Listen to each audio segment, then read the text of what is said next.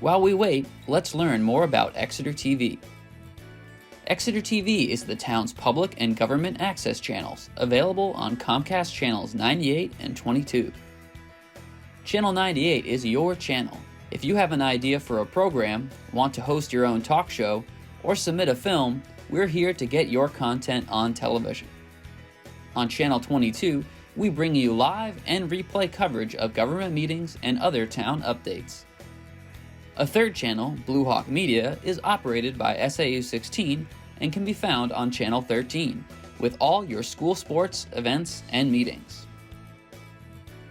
You can watch Exeter TV online at exeternh.tv, Apple TV, and on Roku. Find us on social media for extra content. Subscribe to our YouTube channel and hit the bell to get notified about live streams and new content. Tune in to our platforms every other Friday to watch the Exeter Biweekly Report, with recaps of recent events, updates from town departments, and messages from nonprofits in your area. If you head to our website, exeternh.tv, we invite you to sign up to our newsletter to receive monthly updates about new content, upcoming meetings, and more. We'd like to thank you for taking the time to watch Exeter TV and hope that you tune in to our other content as well.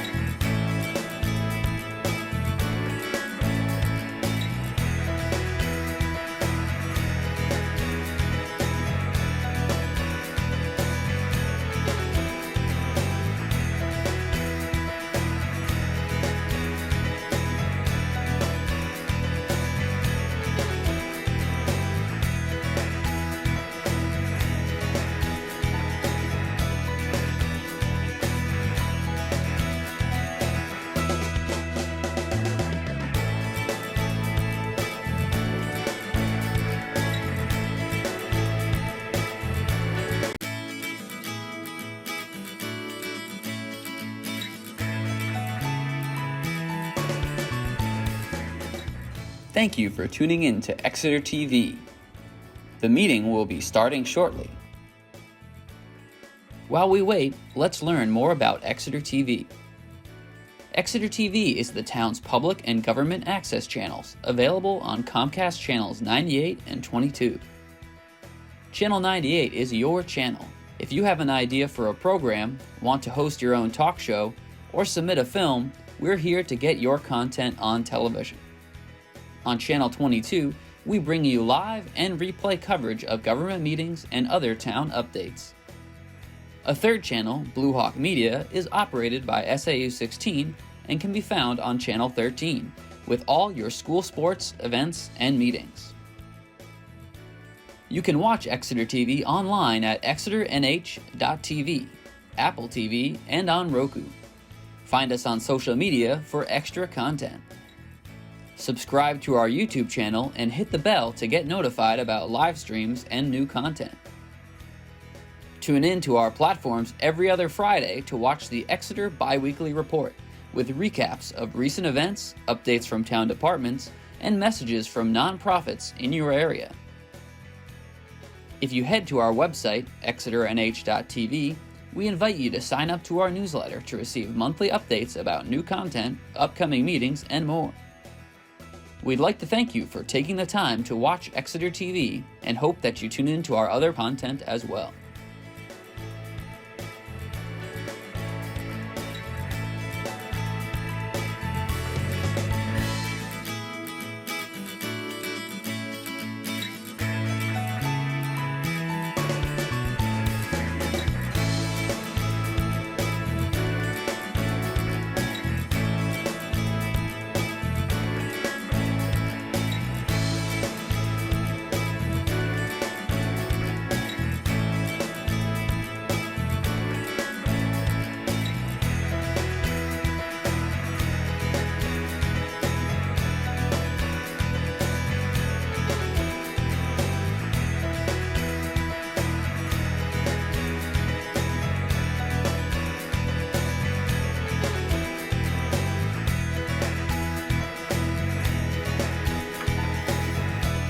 There we go.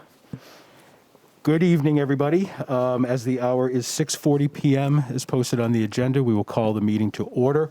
Welcome to the June 27th, 2022 Town of Exeter Select Board meeting. We have a non-public session to enter into quickly, as well as a board interview downstairs. So I'll introduce the board when we return from that. At this time, I would entertain a motion to enter into non-public session under RSA 91A:32A. So moved. Second. Motion and a second. Madam Clerk? Selectwoman Cowan. Aye. Selectwoman Belanger. Aye. And clerk says aye, Mr. Chair. Aye. Motion passes. We'll enter into non-public.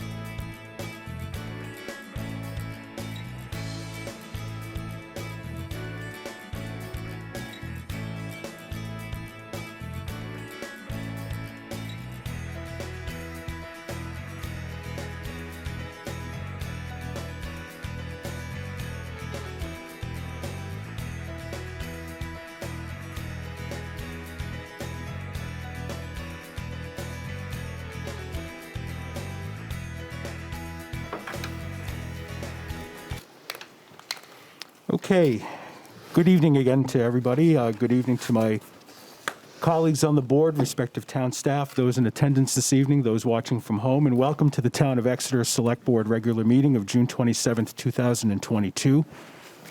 The board just exited a non-public session as well as a board interview, and we're ready to jump right into our agenda. I'd like to start first by introducing the board. To my right is the Vice Chair, Selectwoman Molly Cowan. Good evening. Good evening, everyone.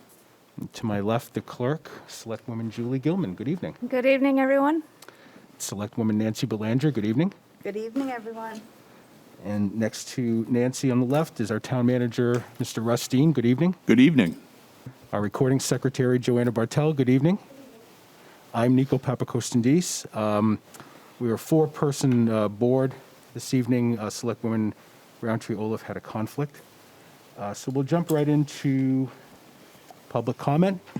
This is an opportunity for the public to come up and have comment with the select board. We do ask that if your comments are related to an agenda topic, that you wait till that comes up. I'll pause for a moment, and I don't see any public, so we'll move on. There are no proclamations or recognitions this evening, so we'll jump into the approval of the minutes of our regular meeting of June 13th, 2022. And I'd ask the board if there are any amendments or revisions to the minutes. Okay, and seeing none, I would entertain a motion to approve the Exeter Select Board regular meeting minutes of June 13th, 2022. So, Second. Motion and a second. Any discussion? Seeing none, all those in favor? Aye. Aye. Opposed? Motion passes 4-0. We have two appointments this evening, the first of which is to appoint David Mirsky as an alternate to the Zoning Board of Adjustment, term to expire April 2025. so moved. Second. Motion and a second. Any discussion? Seeing none, all those in favor? Aye. Aye. Opposed? Motion passes 4-0. Thank you very much, Attorney Mirsky. And welcome. Welcome back. Welcome back, yes, thank you. Thank you. And the second appointment this evening is to appoint Kristen Murphy as Exeter's representative on the Coast Board of Directors, as recommended by the town manager and the town planner. So moved. Second. Motion and a second. Any discussion? Seeing none, all those in favor? Aye. Aye. Opposed? Motion passes 4-0.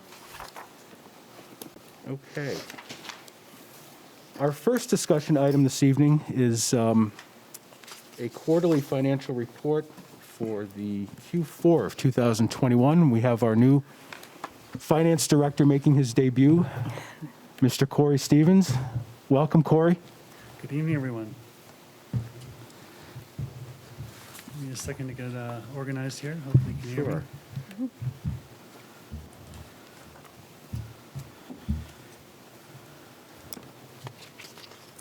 Well, I apologize for those of you who are out. Like Budget Committee, it's going to be a while. I guess good evening, Mr. Chair and Select Board, and Mr. Dean. Just want on a personal note, just thank everybody for the opportunity to be here. I do appreciate it. And on a second, I would just like to say, apologize for the delay in getting this to you. It's not exactly yesterday's news at this point. But between getting acclimated with the position and then putting this report together, I A, learned a lot, and B, took a while to do it. So thank you all for that. Things are going well in the department so far. The team has been super supportive, and they're great to work with. They're talented, and they get along well together, and they put up with me. So, so far, so good. So the report in front of you this evening is a presentation of the unaudited financial statements or financial results as of 12/31 for the general fund, water and sewer funds, and the three revolving funds: cable access television, recreation revolving, and the ambulance fund. My approach with the reporting, just so you know, was to kind of focus on the 2021 budget versus actual results, and then compare that to 2020 where it seemed appropriate. So I charted my own course a little bit with it. If there's anything with my reporting format or feedback you have after I'm done, I'm open to it. Please come by or call me in, and I'm happy to talk about it. Anything with language or formatting that could be clearer for you, just let me know. Great, thank you.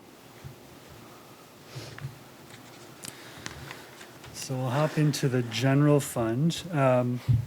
One thing I'm going to do right away is give you an overview of each fund as I start before I dive into the details. So with general fund, quick overview. The 2021 unaudited net income was $1.855 million compared to 2020's unaudited net income of $2.23 million. This represents a $375,000 decrease year over year. Breaking it down, budget versus actual for 2021, our revenues were about $400,000 over budget, and our expenditures were about $1.44 million under budget, leading to our net income of $1.855 million. Corey, could you explain just for the folks at home, the when you say over budget, can you explain what that means? So if our budget was $10 and we had revenues of $15, we are $5 over budget. Okay. Thank you. Is that? I want people to understand because they hear the word over budget and There's sometimes that could be a lots of negative. reference, as you'll see during the presentation, to under budget, particularly as it relates to expenses. 2021, much like 2020, was a year where we had positions open, people coming and going, and particularly in 2021, there were a number of open positions and transitions in staffing that led to wages, tax, and benefits being under budget. Understood. Okay. Thank you. So can I just try one more clarification for people at home? Is that if our, I already lost the term, when people request permits, when we're saying they're under budget, it's over anticipated and more than the amount we had anticipated. I didn't say that right. So if someone's looking for the application for a building permit, we had this anticipated amount, but we actually got more. Right. That's what I So- wanted to make sure people understand. So our revenues in that case would be over budget. Right. Would be higher than anticipated. Which we would consider to be a good thing. Yes. Another Thank way you. to say that would be to say they're over estimates. So if we compare budget to actual, we're talking Yeah. about estimated We revenue just want people versus, to know it's good news. versus actual Over revenue. budget is a good Right. Over, is a good over Yeah. budgeted. Right. Okay. And, Thank you. and under budget on the expense side, of course, is a That's a good thing too. good thing. Yep. Yeah. Great. Thank you. Thank you, All Corey. right. Okay. So jumping now into revenues for general fund. General fund revenues for 2021 were 20.58 million actual versus a budget of 20.17. So we came in over budget by that $411,000. Major components of our general fund revenues included, obviously, property taxes is a big contributor. The town assessed $52.9 million in property taxes in 2021. It paid out $41.5 million to the schools and county in 2021. And we retained $12.4 million for general fund operations during the year. We had a collection rate of around 97.2 million. I'm sorry, 97.2 million. 97.2% as of 12/31, which is basically in line with our performance in 2020. 96, it was a shade better. Motor vehicles was 145,000 above estimates. Thank you, Mr. Dean. That's a good way to put it. Thanks. I struggled with language as I went through in some instances to make it, feel right. So that's a good one. 145,000 over estimate. Our building permits were 38.5 thousand over estimate, which was a rebound from 2020 and more in line with our 2019 experience.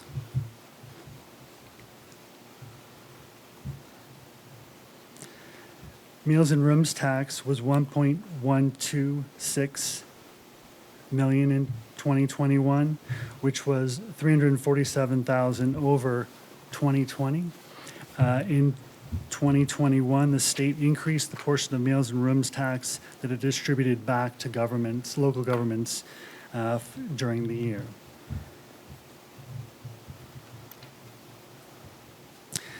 Skipping down to departmental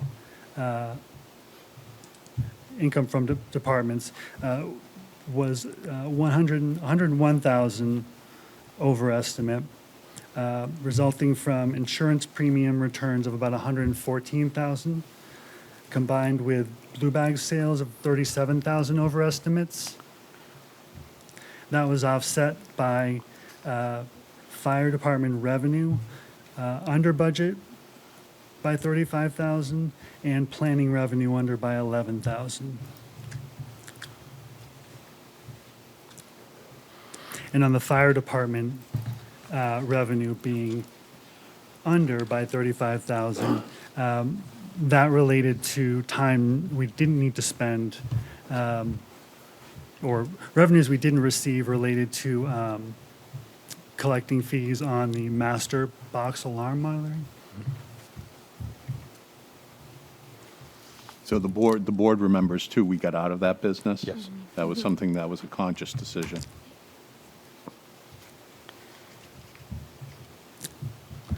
Moving down to transfers from, transfer in of funds, we had a positive contribution in excess of budget of 87,000. EMS revolving fund transferred in 221,000. You all may be aware that 95% of EMS revolving fund balance is moved into general fund at the end of each year. And from the trustees of trust fund, we moved in 54,000 related to sick leave trust and 2021 retirements. Would you all mind if I get a quick drink of water? No, please. Mr. Dean, I have a question while Sure. Corey grabs a sip. I'm interested in, obviously, back to the property taxes. Happily, considering 2 years of a pandemic, we came in at 96.5%, 97.2% respectively. And recognizing that that was during a pandemic, is that in line with what we usually collect, or was there any drop? It's actually right in line with what we normally Wow, collect. that's amazing. Yeah. Impressive, isn't it? Very Yeah. impressive. So our collections were strong despite the pandemic. Terrific. A majority of our collections are done through escrows and banks. They don't, the bill doesn't actually go, well, it does go to the people, but the payment comes out, it automatically comes out, so we don't have to go knocking on doors. No, I know, but I was I'm just so thinking where happy to see. folks may have lost Yeah. work or whatever. That's- So our residents did as well as our department heads in keeping the budget Yes. in line. He's back. Thank you. You're welcome. All right. Just before we wrap up general fund revenues, I would point out that I've added a line in this year, use of fund balance, as you all know it. The end of the year, you all vote on what we're going to use for fund balance to contribute towards general fund operations. We have broke that out and are showing that line as separate, starting with 2021.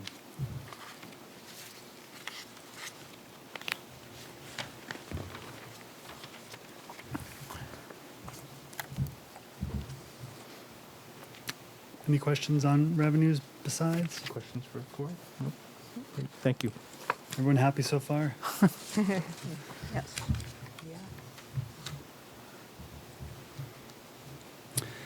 Okay, moving to expenditures. Total general fund expenditures and appropriations for 2021 were 18.7 million, equaling 93% spent against the budget of 20.17 million. You'll notice as you kind of scan down the various departments, there are notable expenditure savings, for lack of a better word, with police, fire, and public works. And as I alluded to at the top of my presentation, a lot of that relates to positions that just went unfilled during the year, which, isn't necessarily a great thing, but it's what we're dealing with, or we're dealing with in 2021. So I'll take you down through the expenses now, and my rule of thumb was if something didn't have more than, say, a $10,000 variance, I probably just left it and moved on. So if there's anything that you see that you want to talk about, just let me know. Starting with general government, general government's budget was essentially flat. We expended what we budgeted and was slightly under by $2,000. The slight over and under budget variances between departments, notably HR was 15.5 thousand under budget due to wages and benefits as part of reorganization that happened in that department during the year. Legal, on the other hand, was overspent by $12,000. The nature of legal, not knowing what's going to happen, or events that come up can cause that. In the finance group,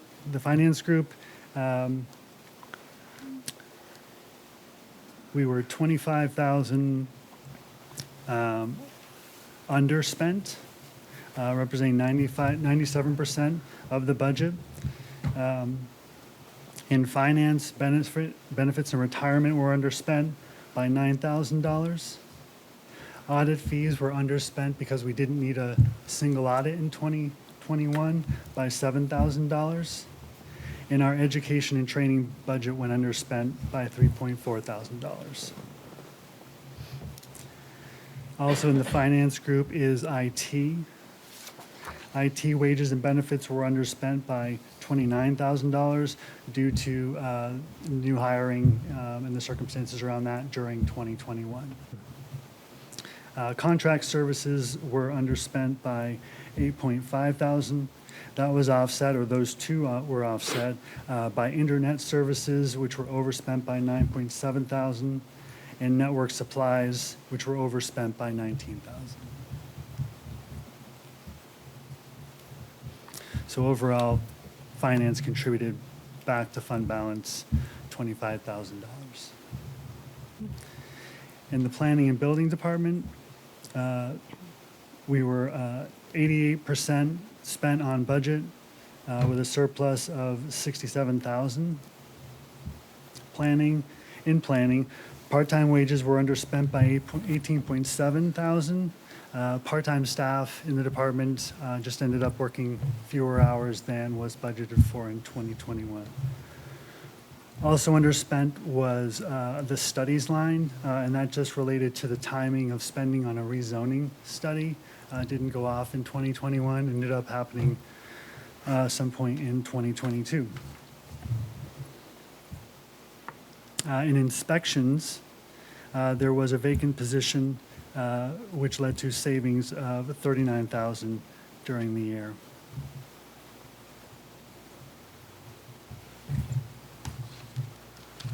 That's the electrical inspector position that we've been trying to fill for the better part of 2 years now. Right. So Doug Eastman's been doing a great job filling in, doing that, essentially doing that role.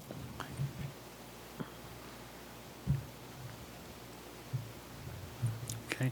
Any questions on any of those three before I continue on? No? Great, thanks, Corey. Yeah. I will skip over economic development. It basically came in at budget, slightly under. Moving down to police, now we start to see some of the lines or some of the departments where the impact of staffing shortages is rearing its head. Expenditures were $3.5 million for 2021 versus a budget of $3.8 million, or 93% spent.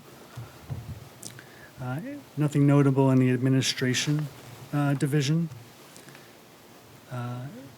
In staffing, retirements and resignations resulted in underspending on wages and benefits of approximately $24,000.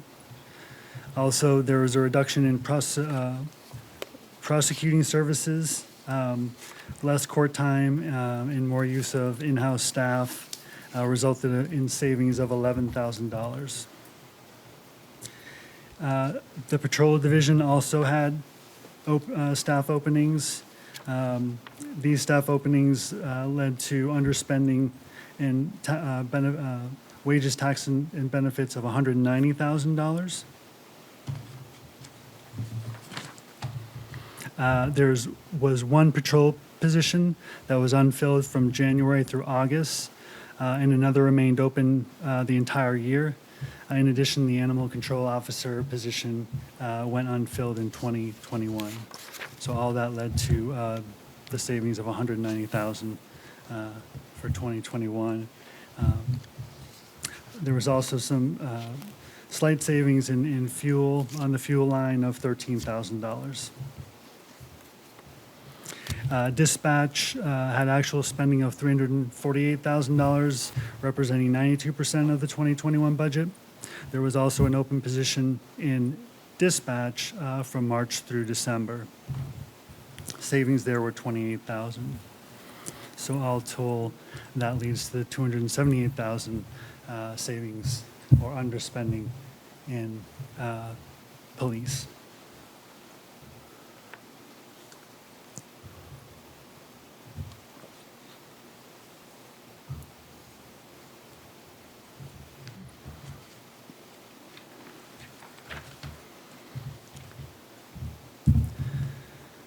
Moving down to fire, also significant underspending, mostly due to wages as well. Actual fire department expenditures were $3.7 million in 2021 versus a budget of $3.9, or 95% spent. In fire administration, we had one retirement with a replacement at a lower rate of pay. We had one position that was unfilled for 6 months, or one part-time position, sorry. And we also saw delays in getting medical physicals done, which related to $4.7 thousand in savings. All that led to savings of $53,000 in the administration division.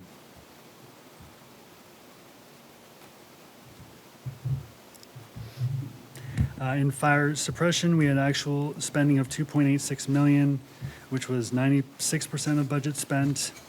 Wages, taxes, and benefits came in under budget, $123,000, due to retirements and resignations.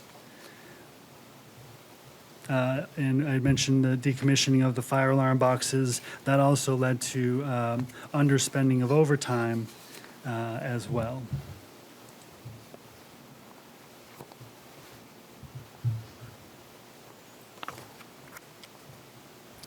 Questions on Questions for Court? fire? No?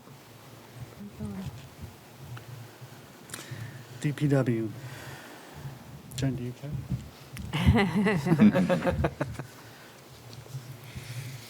care? Actual Department of Public Works expenditures were $4.84 million in 2021, or 87% of budget spent, leading to underspending of $716,000 during the year. Again, largely the result of open positions in Public Works. In administration, there were 2 vacant positions in 2021, leading to underspending in wages, taxes, and benefits of $101,000.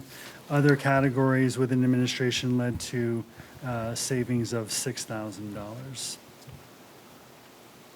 In highways and streets, lags in hiring led to underspending of about $94,000 in wages, tax, and benefits.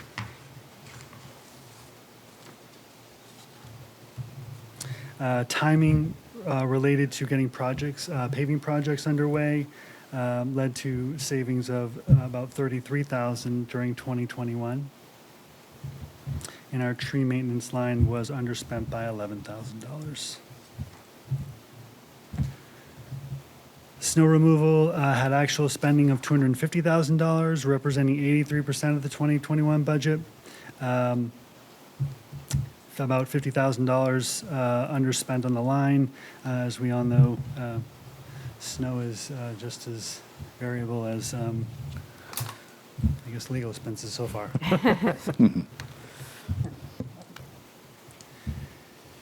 Moving down to solid waste.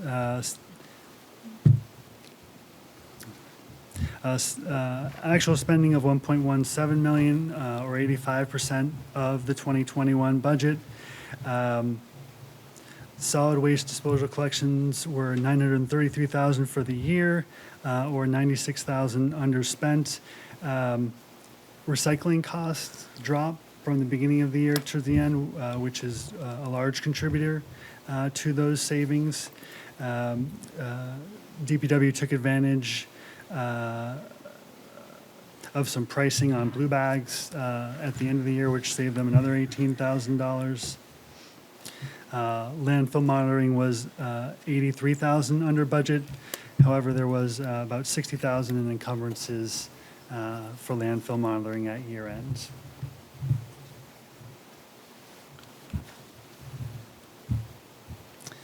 Under maintenance, actual spending of $558,000, about 68% of budget. Open positions led to underspending of about $81,000. Open positions related to an HVAC tech. We did see that offset slightly by contract services for cleaning. They were overspent by $18,000, largely related to demands still out there related to COVID cleaning. In the mechanics garage, actual spending of $185,000, 68% of budget. Mechanics garage also suffered from an open position, leading to wages, tax, and benefits coming in under by about $84,000 for the year. Various other lines amounted to $4,000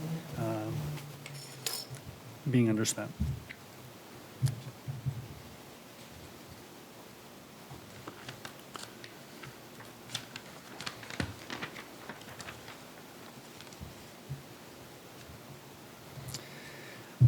Welfare.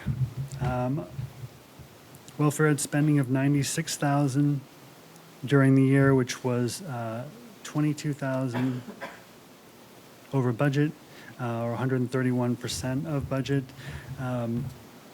As you know, the town, in conjunction with local charities, provides help to residents needing assistance with utilities, gas, rent, food, and other living expenses. The town continued to see demand for housing and rental assistance increase in 2021. The availability shortages at shelters and the end of the CDC eviction moratorium in the late summer of 2021 contributed to that increase in demand. The town continues to use emergency hotel stays as a shelter option when others are not available. This challenge is still there.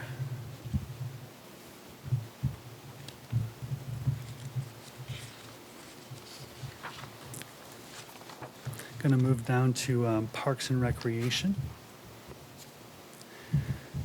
We had spending of about $559,000 in 2021 for Parks and Recs, which was 96% of the budget. Modest savings in wages and benefits in Parks and Recs of about $25,000. Challenges with hiring, particularly in parks, led them to use or to a greater use of contracted services in 2021. The $25,000 of wages and benefits under estimates was slightly offset by supply lines that were over budget by $6,000.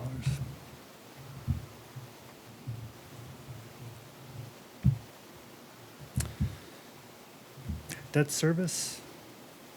We saw an increase over 2020 of about $317,000 in our debt service. line. The onset of repayment of the library project increased debt service by $417,000 for the year, and that was offset by reductions in interest related to a bond anticipation note, and then just normal year-over-year interest declines of about $90,000 or $100,000, bringing our net increase to $317,000.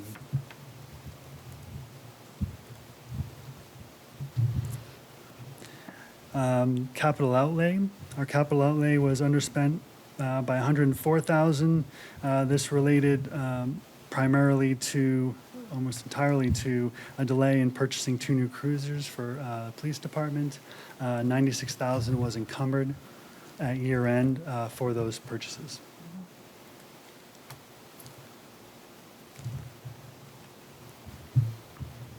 And all that brings us down to where I started with general fund net income for fiscal year 2021 of $1.855 million versus $2.23 million for fiscal year 2020.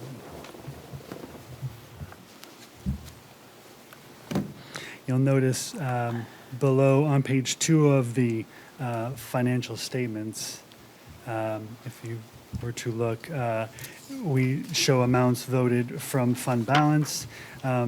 Those were expenditures that we voted to pay for through fund balance in 2021. They included contributions to the sick leave trust of $100,000, snow and ice fund of $50,000, Swayze Parkway for $1,300, and then the Kingston Road bike path sidewalks for $235,000.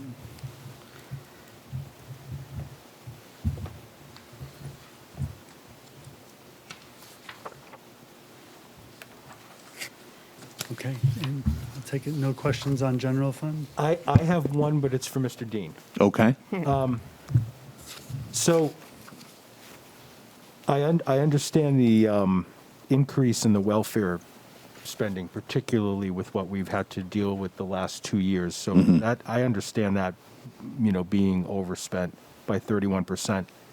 So I guess that leads me to the question of why are we underspent on the human services portion? That's an amount that the Budget Recommendations Committee recommends. It's a set amount. And my concern is, well, my question is, I'm sure there are organizations that could have used, the funding, but I'm also concerned that if the money's not spent, is that money going to be recommended to be decreased? So the as you see here, the actual expense is $101,000, representing 95% of the budget. I'm not sure why that isn't 100%, because normally the human service agencies bill us each quarter. Yeah. And I hate to say this, but sometimes they do not bill us, and that could be an issue because we're only processing invoices that we're receiving. The answer I have for you is that that's a set amount, and so the Human Services Funding Committee reviews those applications and makes recommendations to the Budget Recommendations Committee about what the level of funding an agency receives. So all of those agencies are vetted and tied back to Exeter as far as the services that they're providing to the town of Exeter. So, that's why that number is what it is. The human services budget hasn't grown in the last 2 to 3 years. It's been fairly steady. Right. But like this report reflects, we're spending more on sort of the core welfare assistance, I would say, than we're budgeting for. So that is up, and for the reasons that are documented in the report. No, and it's money, it's money well spent, well budgeted. Just on the human services part, I'd hate for the BRC to look at whether or not it's being spent and decreasing, because once you take money away, it's hard to put back in. Can I interject something? There was a conversation before I came back on the board that we were going to get, the select board was going to get a report on welfare and human services, and there were some questions that Molly had, and I believe other people, so maybe we can put that on the Yeah. agenda soon and Yeah. ask that question then? Sure. Yeah. Am I to correct do in that. my You're- memory? You are absolutely correct, and Okay. I think that now that this just kind of caught my eye, it might be time this summer to get an update. Yeah, we can do that and give you a year-to-date, Follow up obviously. all The, your That'd be great. questions. yeah, one of the things that Corey and I have been working on is once he was done with the 1231 report, we were going to sort of fast forward. Yeah. And the next quarterly financial report you'll get is through June 30th of this year. So we'll work on that and have that ready to go, and then we'll be able to compare welfare spending That'd be this year compared to 2021 and see where we're at. Great. Yeah, I'm curious too on that, why though? Why Yeah. that's low? If it was just that simple, that someone didn't invoice it. Yeah, I think it is because 101,000 represents, like it says here, it represents 95% of the budget. And my recollection is that the full Human Services Agency budget was somewhere around 104. Right, and each So line, there's seemingly one or two payments that might be missing in there. each organization gets its own line and amount, so we should be able to tell pretty quickly which one Yeah, didn't get their yeah. money, and then we can Okay, go on. great. And Thank you. it has happened when we've, in the past, we've given an agency funding, and they just didn't invoice us. So maybe that's the case here. Okay, thank you. It's also kind of surprising that they didn't ask for more. Right. As Mr. Dean said, they've held very steady in their request for help. I do want to say that the human service agencies there are 4 or 5 that do request more, but the vetting process by the funding committee, they really go through it with a fine-tooth comb Yep. and make their recommendations off of the applications. Yep. So there may be agencies that ask for more, but it's not automatically given. They Yeah. go through a Understood. very extensive vetting process with those agencies. Yep. Thank you. Sorry, Corey. Oh, no problem. So moving on to water fund now. Again, starting with the idea of giving you sort of an overview. In 2021, the water fund generated net income of $325,000 as compared to net income of $670,000 in 2020.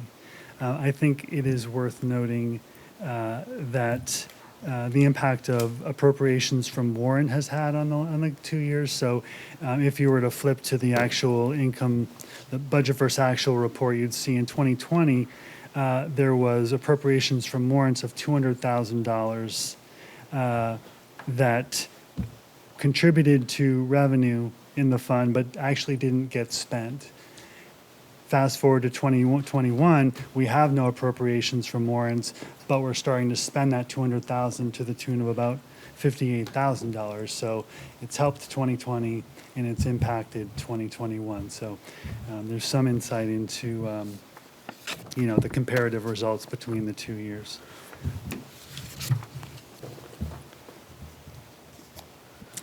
Revenues for the water fund were $3.93 million in 2021, representing 97% of the budget amount. It was a 3% increase over 2020. It was an increase over 2020, yet we're still, it was $120,000 under the budgeted revenue for 2021. So improved over 2020, but still not quite our budget for 2021. Highlights of revenue for 2021. Water consumption charges were 95% of budget and $103,000 over the 2020 budget.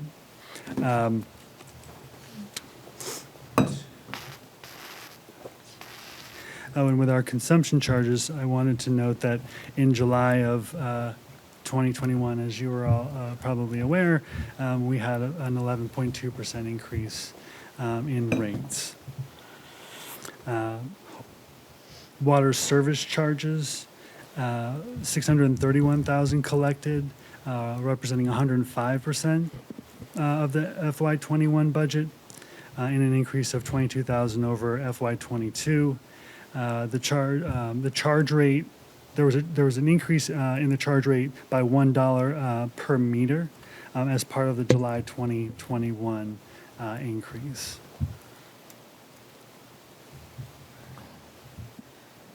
And then water miscellaneous revenue was up by 22,000, sorry, over 2020.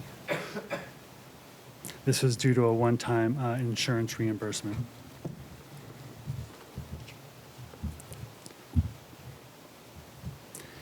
Moving to expenses. Nothing notable under water administration. Essentially, the budget was spent. Under water billing, we had actual spending of 171,000.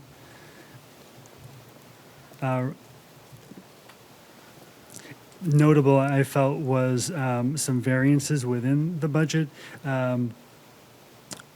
We had $11,000 overspending on water billing related to software costs for implementing and operating the new MuniLink billing software. Most of that increase was offset by savings in part-time wages and various other supply expense lines to bring it essentially in line with budget. Water treatment, actual spending of $825,000, representing 100% of the 2021 budget. Overtime wages were over budget, over estimates by $23,000. Overtime is paid to staff to be on call after hours, and it's based on volume of activity during the year. Consulting services and electricity also exceeded budget by about $15,000. Several operational lines came in under budget to offset the overages in the other mentioned categories.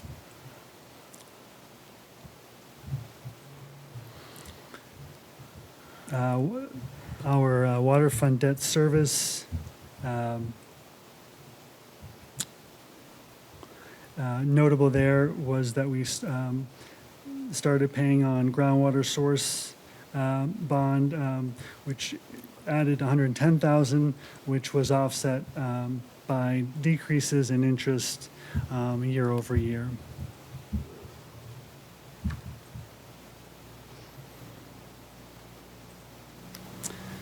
Our capital outlay line was $125,000 spent, or $425,000 under budget as of December 31st, 2021. But it is notable that there was a $386,000 encumbrance in place at year end.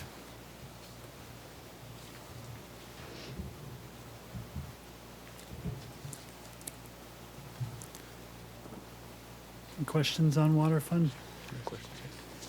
Thank you, Corey.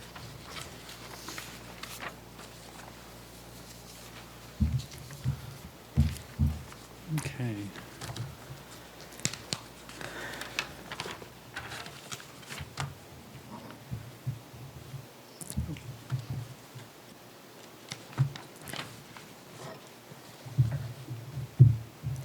Moving on to sewer. In 2021, the sewer fund generated net income of $292,000 as compared to 2020 when the fund ran a net deficit of $900,000. Notable here is sewer rate increase again in July of 2021 for 19.8%. That, at least in part, raised our sewer fund revenues by $480,000. That was helped by a reduction in our debt service in 2021 for over 2020 of $739,000. In 2020, we had get my numbers right. In 2020, we had interest payments of $1.6 million on our wastewater treatment plants. That was reduced to $949,000 in 2021. So sorry to skip around a little there, but I'm just painting the picture of overall where the water fund ended up for the year.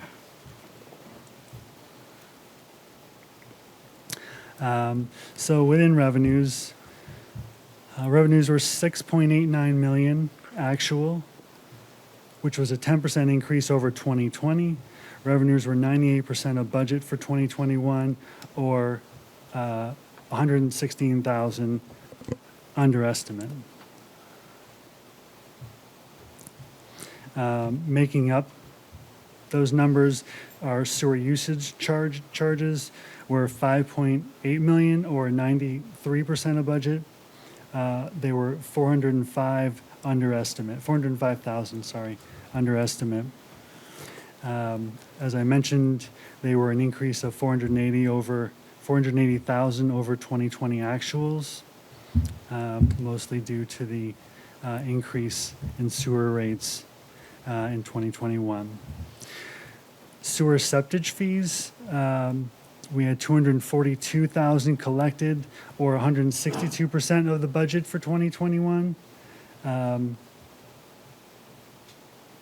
This was a new line item, as I understand, in 2020, or a new revenue stream, and it continues to grow. The New Hampshire State Aid Grant meant to offset debt service for the wastewater treatment facility was on hold again in 2021. The state has indicated that the aid will begin again in 2022, with our first payment coming in December. On the expense side, in the sewer fund, we had actual expenditures of 6.6 million, representing 94% of the budget, creating savings, if you will, of $408,000 to the bottom line. Expenses were 605,000 less than 2020, again, mostly to do with, or a lot to do with, our reduction in the debt service line.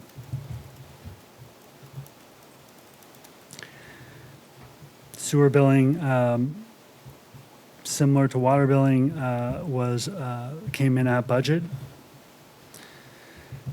Sewer collections were 75% spent, but we had 76,000 encumbered at year end.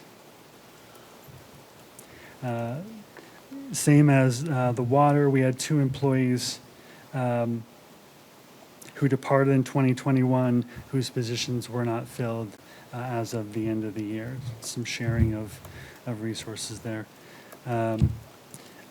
Under sewer treatment, we had spending of 1.255 million, 74,000 under estimate, or 94% of the budget.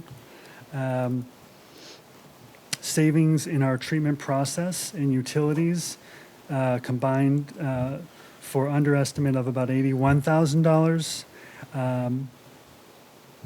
We had savings on equipment maintenance of about $10,000, and we had some overspending on our building maintenance of about $11,000, all leading to our actual under budget of about $74,000. I've mentioned debt service. It decreased 739 as we discussed.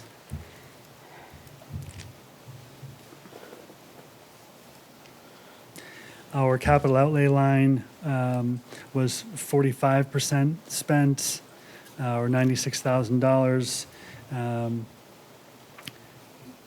lending 118,000 of that budget to the bottom line, back to fund balance.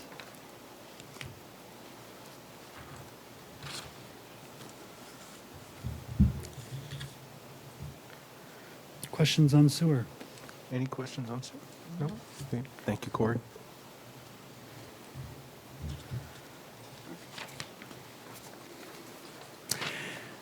So I'll move into the 3 revolving funds, and take you through those.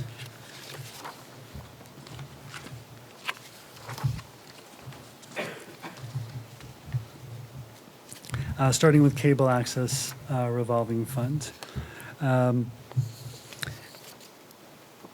Cable access television continues operated within budget during 2021. Revenues were higher than budgeted, and expenses were lower.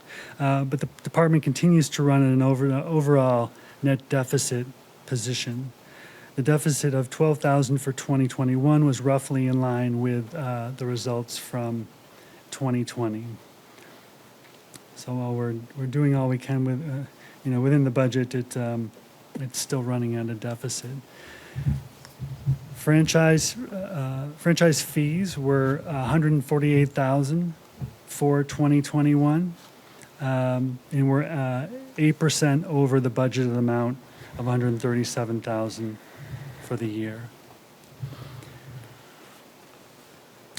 Moving down to expenses, wages, taxes, and benefits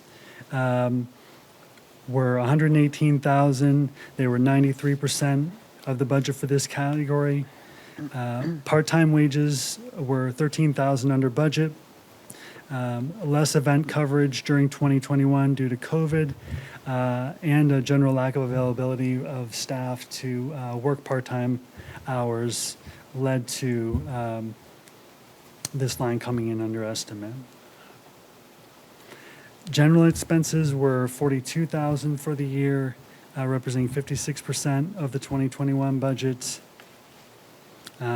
These are costs associated with running the various channels during the year, leading to, or contributing to the actual underestimates. We made one payment to our one e-channel assessment payment, where we typically make two during a year. That brought us in underestimate by $10,000. And we also we came in underestimate in our capital outlay as well, in an effort to manage the overall cable television budget. At the end of 2021, the unassigned fund balance for cable access was $140,000.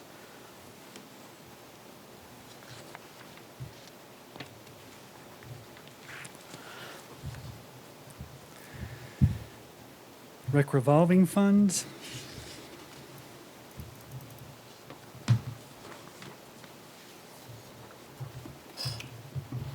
The rec revolving fund ended 2021 with net income of $96,000 in comparison to 2020, where it had a deficit of $119,000.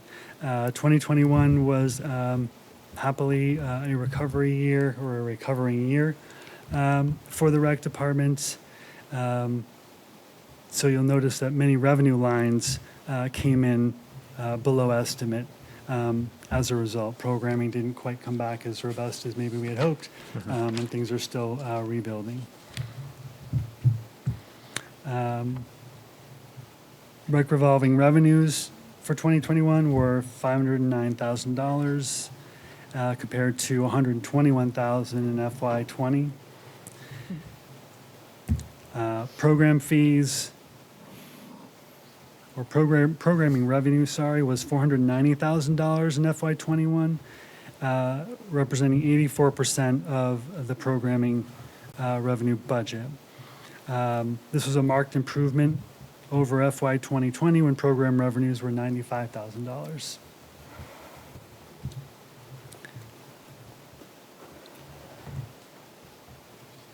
Notable program revenue highlights. Special events revenue was $78,000, or 92% of budget. We were able to bring back the powder keg event, and that contributed greatly there. Program revenues were $328,000, or 87% of our budget. Again, in speaking with Greg, folks were just slow to come back to our programs, or in some cases just found alternatives. So that kept us from coming back fully on our budget. We did not run the swimming program, so there were no revenues associated with that in 2021. But on the flip side, our pool program revenues were $45,000, or 10,000 over budget.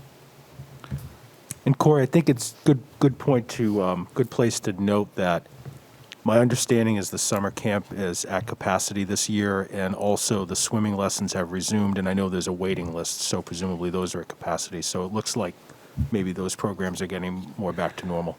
We were down late last week to visit the concession stand to see how things ran down there, and it was a zoo, up and down the walkway. So yeah, Music to my ears. and it Good. looked good. Yeah, it was busy.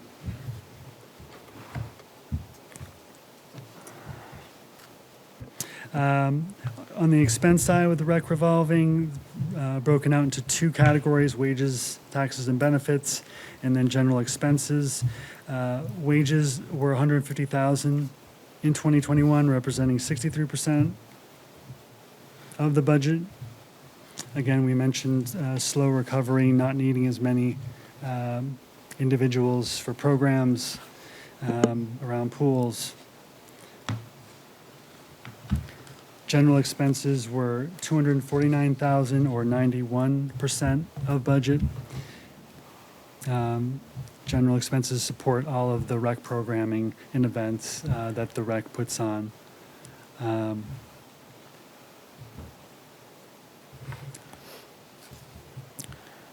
Rec programming expenses were 93,000, or 60% of the budget. Special events exceeded the budget of 8,500 by 45,000. As I understand it, as we know, the powder keg went off, so to speak.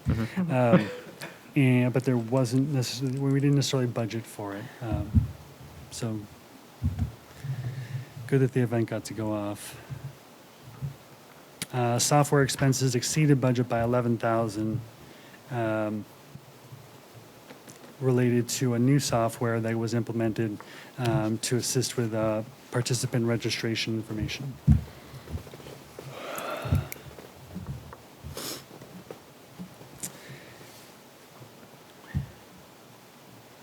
So all that comes down to our net income for rec revolving at the end of the year of 96,000, as I say, compared to a deficit in the prior year. The unassigned fund balance for rec revolving was 204,000 at the end of 2021.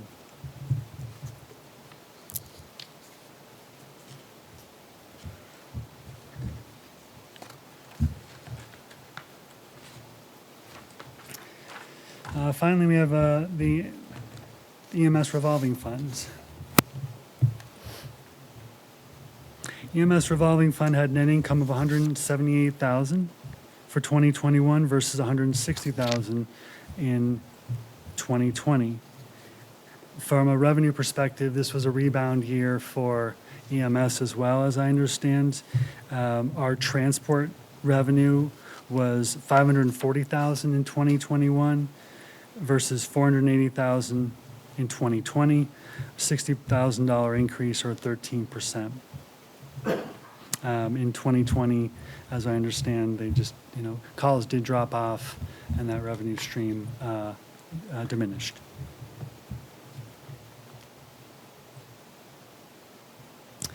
From an expense side, wages, taxes, and benefits were 171,000, or 172, sorry, for 2021, representing 85% of the budget. Overtime spending of about 59,000, overtime spending came in under budget by about 22,000. And health and retirement costs came in under by 10,000. This is attributed to cancellation of several all-department EMS trainings during COVID. General expenses were 190,000, representing 109% of the budget. This is due to a capital outlay expenditure of 20,000, which wasn't budgeted for. EMS took advantage of a vendor discount offer on equipment replacement, and this was an unanticipated expenditure.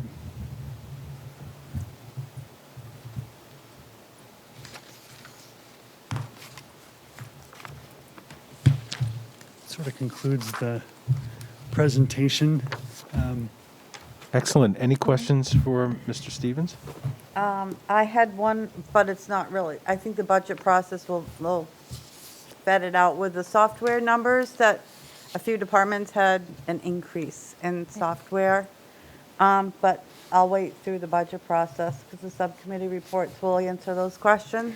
Yeah, there were a couple of departments that had new software or, costs associated with implementation. Had gone up or unanticipated. Yeah, That's what I I think, figured. But, Water sewer billing, and then, as we just mentioned, rec.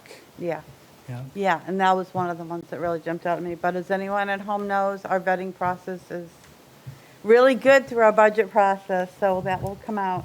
I do have one question for us. How many vacancies do we have compared to 2021? I know it's Too many. I don't have that number right off the top of my head. I'd have to look. I think we've had better luck in recent weeks filling firefighter positions, filling a police position, one or two. And I know we're still working hard at Public Works, trying to fill positions that have been vacant for some time. But, it's as we've It is talked what it about. is. That was up Yeah. to 7, wasn't it? Yeah, Public well, Works? just in Right. Public Works alone, Yeah. it was 7, just recently. So I know Jennifer's here. She may weigh in when we get to the assistant engineer on that to bring you up to speed on it. But yeah, again, it is a double-edged sword. When we budget, obviously, we're budgeting positions that we expect to fill. Because of trends recently, positions have gone unfilled, and it helps the bottom line. But one of the things that I always say is that people should know that every year the board approves a certain amount to be refunded back to the taxpayers through the tax rate setting process. So just because these positions have gone unfilled, and in total we have, it looks like 1.4 million in budget surplus, we're returning a good healthy chunk of that every time we set the tax rate. So Yeah, my question. I would say that. Was more in line with just so for when budget process starts again, we're all aware of the vacancies. Because when we're hiring from within, it's great, Right. but that also still leaves in That's vacancies, correct? Yeah. So I just want to make sure everybody is aware of that the savings, and good point that you just made, but I want to make sure we all know kind of the situation we're still in. Right. Yeah, Thank hopefully future reporting isn't all about, underestimate from wages. Any question? Selectman- I do not know. It's Selectman very McConnell? good. Corey, thank you very much. And again, welcome, and we're going to look forward to the Q2 presentation. You're welcome. Very And- soon. And really, I truly mean, if you have any ways to improve or anything you want to see or format, just please reach out, and Thank you. we'll make it a little This less. was very thorough and informative, and I like the way you put this together. So thank you. All right. Perfect, Thank thanks. you. Have a good evening. You too. you.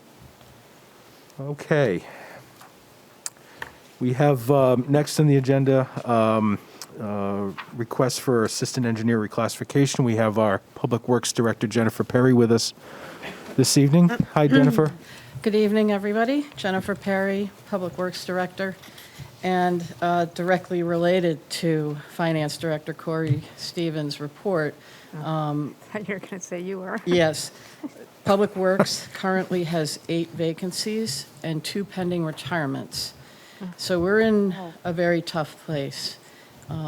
Tonight, this discussion about the assistant engineer is a reflection of that. We have been trying to fill this position since last November, and we have only had less than a half dozen inquiries. Only 2 were truly what we would have considered qualified, and both of those were concerned about the wage scale. So I did look into what is going on in other communities, and we're competing directly with 3 other cities. It doesn't matter that we're a town. We're pulling from the same pool of applicants. The city of Dover has a current posting that ranges from almost 68,000 to 98,000 for an assistant engineer position. The city of Rochester has an open vacancy that was just posted in May. that ranges from 70,000 to 92,000 a year. And I didn't include it in my memo because I didn't know it at the time, but I've since found that the city of Portsmouth has an assistant engineer vacancy that was just posted this month in June, and that ranges from 75,000 to 91,000. So it's pretty apparent to me that we need to increase this from a grade 11 to a grade 11 to a grade 12 position to be more competitive with those other city positions. The other part of it is we're in the same industry as construction engineers and consulting engineers, and both of those industries are struggling with recruiting engineers. So we're in a really, really tough place.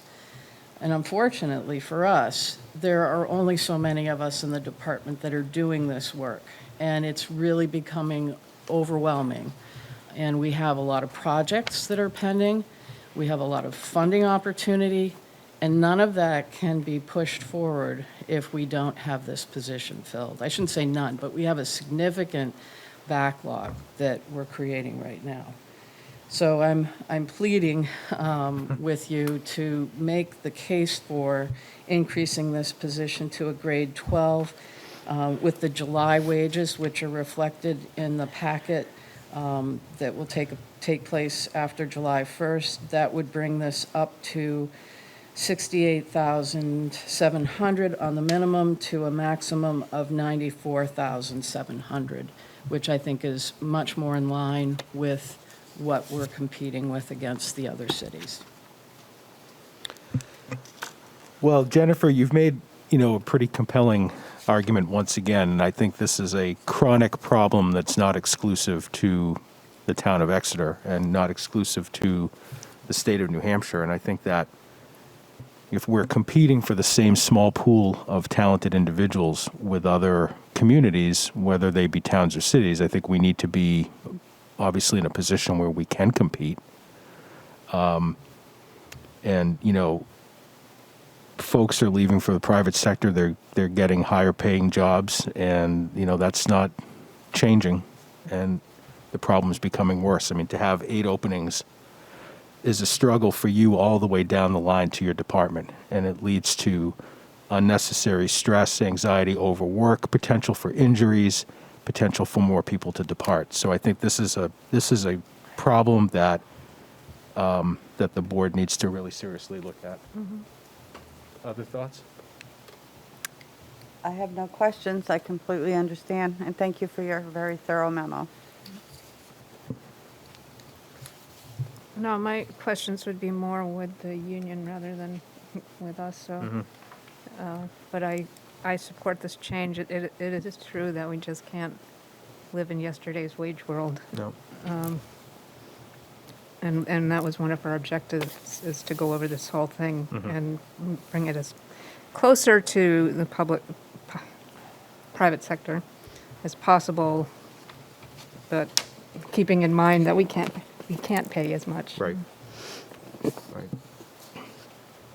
So, Mr. Dean, are you looking for a motion? So the motion would be to I have it. to regrade. I think it's there. Yep. Yep. So motion I would be in order. would entertain a motion then to reclassify the assistant engineering position to a grade 12 with a minimum wage of $68,711, which is $35.034 an hour, up to a maximum wage of $94,719, which is an hourly rate of $45.537, effective July 1st, 2022. So moved, but with one change? 33.034. You said 35, so it'd be 33.0340 per hour. Yes, that's correct. Yeah. Joanna, did you get that correction? Let me try. So when Nico first said it, he said a minimum of 68,711, and the per hour amount is 33.0340 per hour. And Joanna, I'm happy to restate the motion if you want. I think I definitely accept the money. I can accept the money. No, I'll just say it one more time. So I'll entertain a motion to reclassify the assistant engineering position to a grade 12 with a minimum wage of $68,711,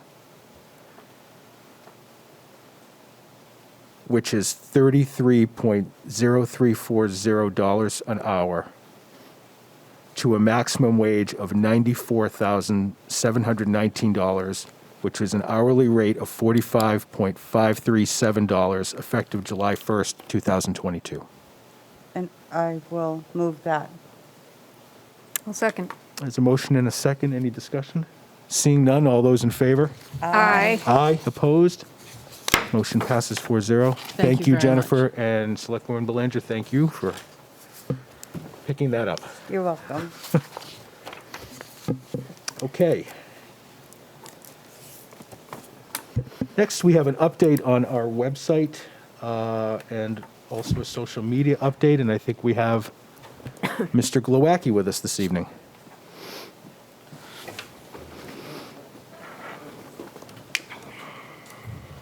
Welcome back, Bob. Well, how you doing? Yeah, so I listened back to, I think it was the meeting of maybe May 31st, when you guys kind of were looking for an update on kind of what's the status of the social media policy with relation to the new website and... Yeah, I believe that's when I filled in, that's the Yeah, meeting I yeah. filled in for Molly. Yep. Yes. Yeah, so I have a really brief overview, and then I'm happy to answer any questions if I missed something. Great, thank you. So really brief on the website. From, January to February, we were kind of having initial design and kind of looking into other websites. What do we want our new one to look like? This was, meetings with staff, residents on the communications committee, and also the website provider, Municode. From March to May, we kind of did some initial drafts and final designs. And in June, we produced the best practice document for the website, which was sent out to all of the staff who manage the site and their supervisors, like department heads or the supervisors. And then our new date that we're looking at is actually July 7th. It was going to be the 1st, but I reached out to them today to follow up, and I guess they've been hit with COVID, just like lots of places, so they're behind on a lot of their work. Okay. So social media, where are we at today as a town? So just a quick snapshot. There may be a few accounts that are missing, but we have 19 Facebook pages across, departments, initiatives, committees, that sort of thing. There's 6 Twitter accounts, 5 Instagram accounts, 1 YouTube account, and if you add up all of the followers and subscribers, not unique subscribers, because one person might subscribe to everything I just mentioned, but there's 27,000 or 28,000 about followers across all of our social media stuff. The social media policy dates back to 2013, I believe. Bob, on those 19, I'm sorry, on the Sure. 19 Facebook pages, are those all Necessary. town of Exeter? Well, are they all necessary is a good question, but are they all town of Exeter? I think in that there may be 2 that are not. Like with the seal that are official? I can't remember if I included the Exeter Holiday Parade, because people from the public might view that as the town, but it's not the town, the town with a capital T. Because but- I agree. I think that's a lot. Yeah, there are a lot. For example, the library has 2, Parks and Rec has 2 or 3. There were some that were started and never posted on. There are some, I recently found a Memorial Day Parade Facebook page that hadn't been posted on in several years, and there is a lot out there. There's only 2 committees that have pages, the Energy Committee and the Conservation Commission. Yep. There's several initiatives, like Think Blue Exeter, or I But can't remember those the aren't other. included in the 19. Those are included in the 19. They are? Yeah. The Think Blue, yes. Okay. And those are ones that were set up by departments, maybe for a specific, when they were pushing that initiative, and then maybe it hasn't been posted on since. So potentially some room for consolidation there. How do you consolidate or take down a Facebook page?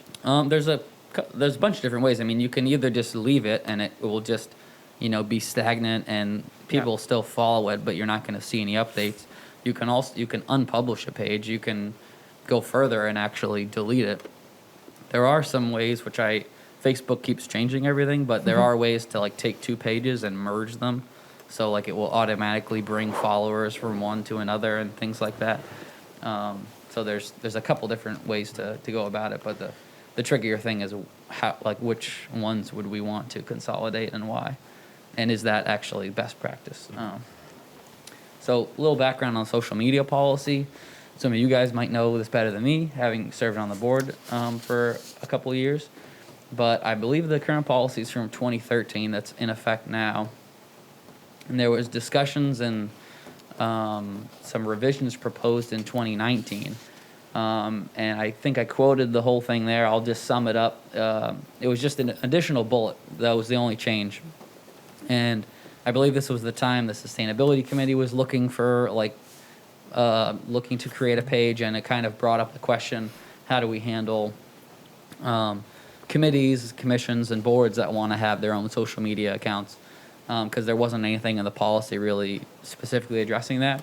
So it was the addition of this line or bullet point, which would basically say that if they want to do this, select board has to approve it, and a town staff or like a designee is going to be the person actually posting. It's not going to be the members on the committee itself. And I think this was tabled for whatever reason and wasn't ever formally approved. I think we've kind of been operating under this because it makes good sense as a best practice. Staff, it's really easy to, create kind of an account as a staff person, and when a new staff person comes in, it's like you're in an organization, so you can transition. Committees, if you're active for 3 years on your term and then you leave, and the credentials to the account leave with you, and it's not really easy to track somebody down. So we've kind of been operating under that. We haven't had new committee pages since I think the Energy Committee is the most recent new Facebook page. Also, right to know issues, as we know, Yep. impact committees differently than they impact town staff. Yeah, and I would say, I forgot to put it in here, but we are, and Andy maybe can add to this, we are using a service to archive our social media accounts. So something to keep in mind. It's similar what, you add staff, you assume every staff person gets a new email address, but there's a cost associated with that. So if we expand many more accounts, we have to capture that data. And part of that is to, be prepared if we got some 91A requests or if issues arose. So something to think about there. What I'd be recommending, in the short term with the social media policy, is probably go forward with adding that one addition in, because it doesn't really change the policy too much. But I made some changes to it, which the proposal was kind of written in a way that it was for Facebook, and I kind of make it more broad for social media accounts, because who knows, what people are going to be wanting to create in the future, or Facebook will still be here, or Meta, whatever it's called. So you want to future proof, or present proof, really, the policy. So there's potentially 2 to 4 social media accounts that would be affected by this addition. The Energy Committee Facebook page, which I actually have access to, but currently I think it still is posted on by the committee members themselves. The Conservation Commission Facebook page has been managed by Kristen Murphy since probably its inception, so I don't think there'd be any issues there. And I think the way the process works is, committee members kind of maybe draft some copy or text. Maybe they took the photo because they're out at an event, and they just, make a process to send it to the staff person who's assigned, and then, they'll double check it, make sure there's no, electioneering or any thing that's not supposed to happen. Maybe use the best practice tool that we create, make the post better, and then they'll go ahead and post it. I did find the Exeter Memorial Day Parade Facebook page, which I said it's defunct because it hasn't been posted on, but, raised the question, is that the town with a capital T, or is it just a thing that's, like when the parade gets put on, is it the town, or is it the parade committee, which just has Exeter in its name? Same thing with the holiday parade. For the I would memorial- say the holiday parade, they definitely act as kind of a separate nonprofit, or whatever their makeup is. So maybe those two aren't really committees anymore, I guess. So those probably don't Right. fall under there. They're not town committees with a capital T. And that's what Or the seal. Or the seal. They shouldn't have the same. And that's what I don't think, I don't know if I'd have to look at the Memorial Day Parade Committee to see if they use the seal or say they're the town with a capital T. The yeah. Holiday Parade Committee doesn't, or the Holiday Parade. The doesn't. Memorial Day Parade folks had a seal when it was a town committee, Mm-hmm. but we just let it go because it was one too many things for us to deal with, and I didn't have any help. Yeah, So- yeah, and I mean, like I said, the Memorial Day Parade Committee at least hasn't been posted on since I think 2015 or 16. Yeah, So that was me. it could be something where, as best practice for us, even if it's not ours, we might just want to say, hey, we might want to take it down or something, so people don't get confused. Just like a lot of people will think the Exeter, New Hampshire Community Forum is somehow under your jurisdiction, but it really has nothing to do with the town. It's just, has that in the name. So, kind of to jump back a little bit, the Communications Advisory Committee did their report, and in that report in August of 2021, they, already outlined that, yes, we need to kind of look into streamlining our social media and, evaluate possible changes.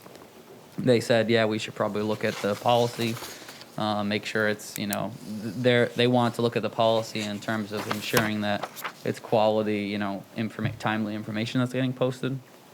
And then, need to match social media content back to the website is kind of one of the goals in, working that in. Social media and the new website, because I know there were some concerns of like the new website is somehow going to, there's social media is more forefront, I guess. Maybe you guys can inform me if you had concerns, but right now social media is linked on the website as is and has been, for at least the last 5 years. On most pages, you'll see like this little follow us thing if they use social media. And it's just icons to whatever departments, social media is out there. The only relatively new thing in the last year or so, I created this page that you see on the right, which is just e-news alerts. So at the top, there's like a lot of email lists you can subscribe to, or the police and fire have like their Exeter NH alerts text service. And then we didn't have it before, so I made a list of all the social media accounts, and those are on there now. And those are, I don't include the ones that had like that gray area of is it ours or not. These are the only ones that are ours. Okay.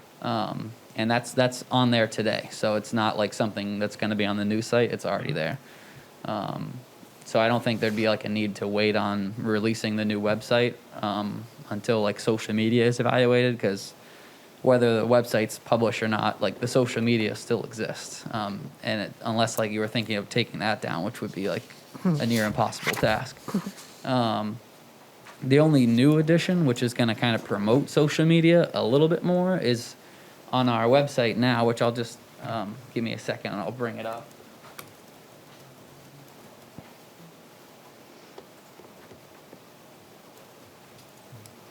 So you're getting a sneak preview of the new website here. So this is going to be the new homepage. It's kind of small, but on the upper right-hand corner, you'll see on a lot of company websites, they do this if they have social media. So this is like the town's Facebook page, the town's Twitter account, and the TV station's YouTube page. So this is the only like new addition that's kind of the goal of having it there is kind of, promoting people to go and check out those social media platforms. So that's the only really the new addition. I have a question. Bob, we have a question. Selectwoman Gilman? One of the comments by the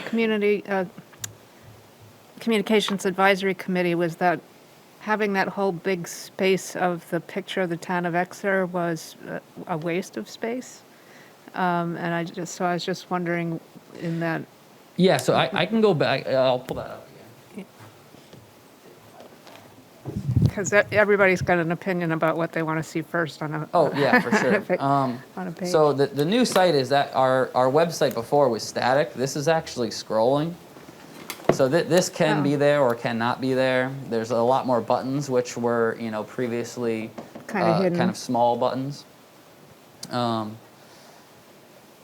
We also have kind of a highlight feature. These are just random filler things. This is not our live site.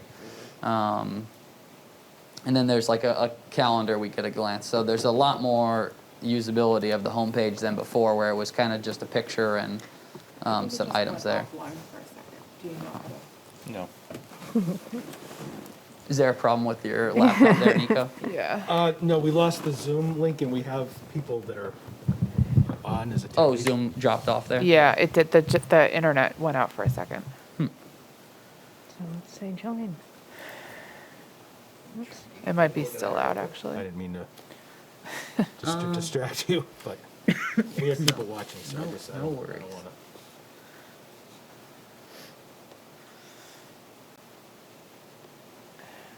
Yeah, I think that the internet is out. Yeah. Oh, the internet is actually gone. Yeah. Amy, if you might know how to get the internet back up and running on that. In the middle of the meeting? Yeah. I don't want to waste too much of Went his time out. with that. But he can see back there as well. If stuff's going. It's not out about for me, it's- everything. we have people Yeah. watching. Yeah. Oh, the Wi-Fi must be gone. I've got. Yeah, two. I don't- can't- I don't push it. Yeah, mine went, Alrighty. everyone's out. Sorry about that. That's all right. But the people are still there, so it didn't disconnect because you can't see them. They're still there. Can they see us though? Yeah, yeah. Okay. So with the new website, not really much is going to change with respect to social media. So I wasn't sure if you guys had questions about that, because it seemed like when I watched the meeting, there were a lot of concerns about that. So I wanted to make sure I could address any of those concerns. Yeah, well, it's like I said, everybody has their favorite things that they want to see on the front. Yep. But I think that kind of scrolling thing that you have, like Facebook has with the stories, that will get you quickly to something you might want to see, like the trash pickup holiday pickup schedule or something. Yeah, I can kind of, right now we only have like 4 things we can put on kind of the homepage and then something on the banner up at the top. And now we could have kind of, 4 or 5 things at the top and then additionally, 4 visible at the bottom. And I've already worked into kind of my workflow of refreshing that every Monday. So it's kind Yeah. of keeps it fresh, relevant, and people know they can contact me to get on there, and I try and manage it in a it was back. time-sensitive and importance manner and things like that. Yeah, so I think the concern from that meeting, if I can remember that far back, was just the policy and how outdated it might be and that it really needed to be looked at. And we wanted Yeah. to make sure it was looked at and updated before a launch or A big change. a change. So one thing on the policy, just a comment on that. I know it's 2013, but the policy has actually served us pretty well. Bob's addition that he's suggesting for tonight, if the board is interested in amending the policy to add that tonight, that would be great. And I think just in the realm of social media policy, the one thing I would weigh in and say is that it may be that simpler is better. I think we've seen a sample policy that NHMA developed that seemed to be really, I want to say, overkill. So walking that line between just something that's serviceable for the town to be able to use. We haven't been in any social media problem. We haven't had somebody, accusing the town of something nefarious via social media or anything else. And the one key thing that I think attorneys will tell you is that in your social media page, embed a purpose in that page to make sure that your purpose is sustainable if somebody comes in with a challenge on social media. So, and I know we're very diligent about deleting things. We tend to leave them up unless they're, really hate speech, defamatory type things that we would take down. So, Yeah. I'm sorry. Oh, sorry, I have more than just that, though. I kind of want to go through it a little bit more thoroughly than that, but that's just my thing. and that's, I mean, that's valid, and I think that's just how we did with what we did with the website. The Communications Advisory Committee and myself are gonna, what are other town social media policies and all that stuff. I think where it's connected with the website, I guess I don't see the connection because all that social media is like out there today. So unless you wanted to do something like to address the social media use by town staff or something, the website being published or not really, like, because on our website right now, it links to social there, media, yeah. so it's kind of not related. So I think there are two steps. I agree with Select Woman Belanger and Select Woman Gilman. And It looks I- like it's- I have a very decent recollection of strongly advocating back in 2019 for this added wording, and I'm not remembering why it was tabled. Can we move? Oh. So what was I saying? Do you think maybe So the I- sustainability part? No, I think that this, I agree, I think I agreed 3 years ago that we should add this, but I think I agree that you can go forward with the new website because nothing's going to change, but I have the same concern. So I think if we take a step, it's a two-step process. You launch a new website, nothing's changing with respect to social media. Correct. But then the communications committee, Yeah. along with you, will come back to the board with, Yep, you know, and more- that's what more- I kind of, and allow us to go through and make our recommendations and together come up with what should that policy be. Does that sound Yeah. right? Yeah. yes, I absolutely. don't know if you guys had a chance to look at the website best practices before we kind of sent that out, but it was kind of some straightforward, bullet points on how to best use it, but also there was like a kind of tiny bit of, what else needed to be in there. But, we know we're going to look into all this stuff. We've already like pulled together a lot of resources on kind of what are federal requirements on all these. And I think, as Russ mentioned, our current policy, even though it is from 2013, is pretty good, and it's served us well. We haven't had really any issues under it. The only kind of question that popped up was back in 2019 when you had that question about committee pages, because it was kind of something that was, relatively new. Well, it was because it was a newly formed committee. Yeah. You're right. It was the Sustainability Committee. And they wanted to create a town website with the town seal, and at the time, there was no town staff really that could have, and so that's why it came to our attention as to what is the social media policy. And, Yep. for whatever reason, I remember strongly advocating for that additional language, and I don't remember why it was tabled. I wasn't on the board then, but I just seem to recall something to do with, they were still trying to figure out what to do about the position for the sustainability coordinator. And that was being worked out before anybody wanted to jump ahead and get to a Facebook page. Well, it's true, because Dave wasn't even, you weren't, Mr. Sharples was not Right. officially in that That's role my yet. recollection and- of watching. Yep. Yeah, so that's what I mean. Kind of what our plans are going forward. At least myself and working with the Communications Advisory Committee is I'm kind of, and when I say I'm expanding, I'm not really doing a whole lot other than I'm trying to regularly post so that it's kind of keep creating some sort of consistency and quality on what we have currently, which is the town's main Facebook page, our Twitter account, and kind of.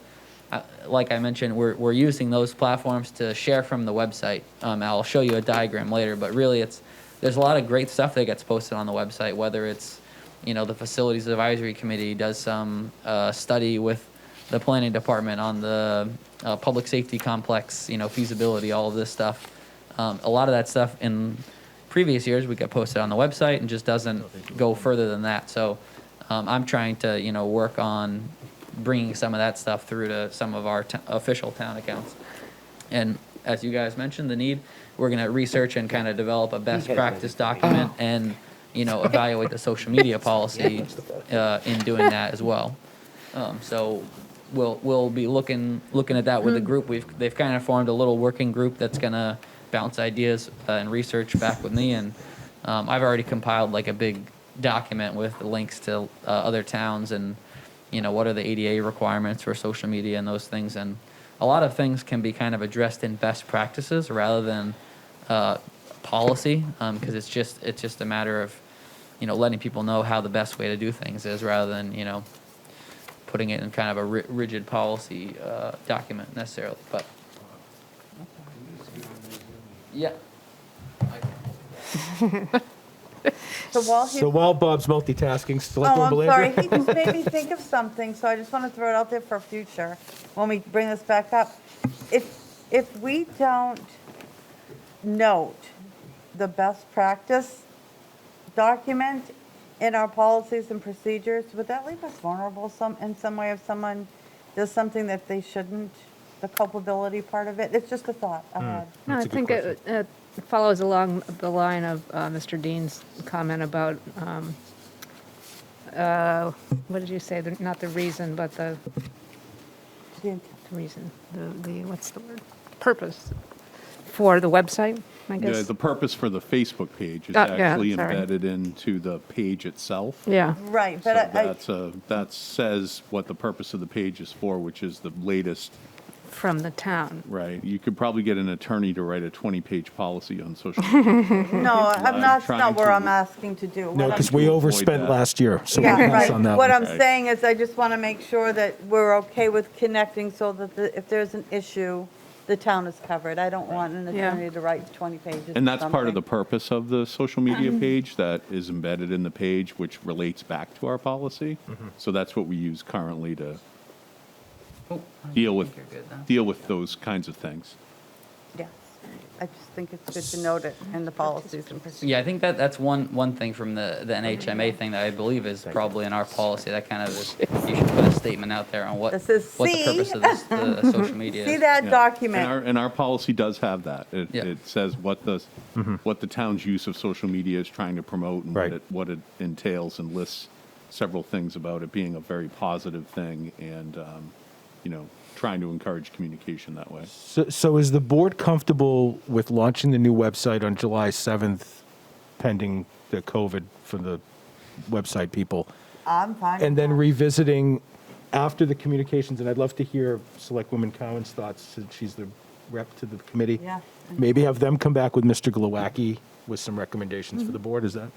I think that's right. I think we are very comfortable launching the website. It's very exciting, lots of work.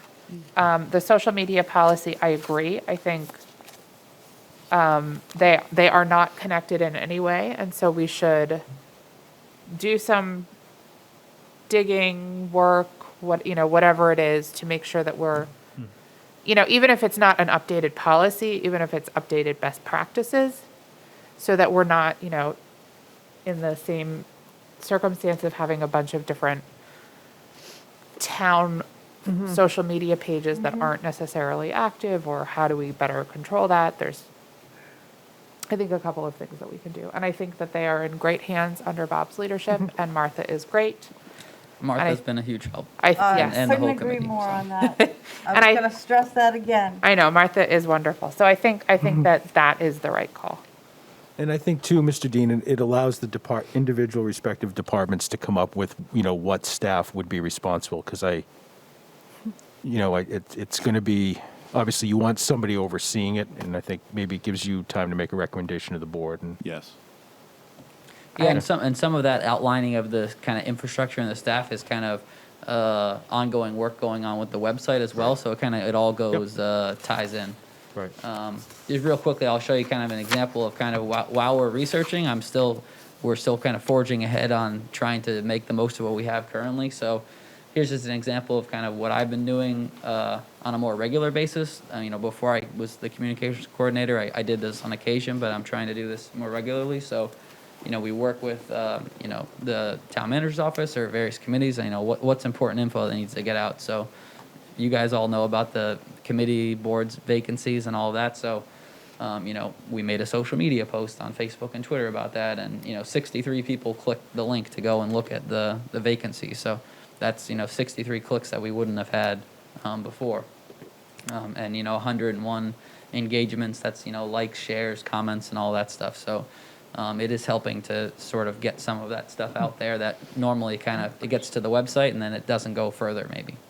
Second comment. Yeah, I don't know if this belongs here or to the actual the website, but there's software or some kind of tracking so you can know that if it's We do coming have from a Google separate. Analytics on, Facebook has its own analytics that you can look at, and on our website, we have Google Analytics as well, so we can see like the most frequently visited pages, which is trash, webcam, know. and none of the stuff that we want to be probably very frequent, but we can use that data to, and I look at that occasionally to see what can we maybe move around, or are we doing the right thing, but. But is it something that can show distinct ISPs so that? Oh, yeah, I think there is a way to go into that. I haven't dig that deep. Not that in, I 'cause want think- to, it's just if we do like a survey, I'd like to know if one person's answering it or three people are answering from one computer. but Yeah, I can that's look into more of that. That's a for different sure. thing.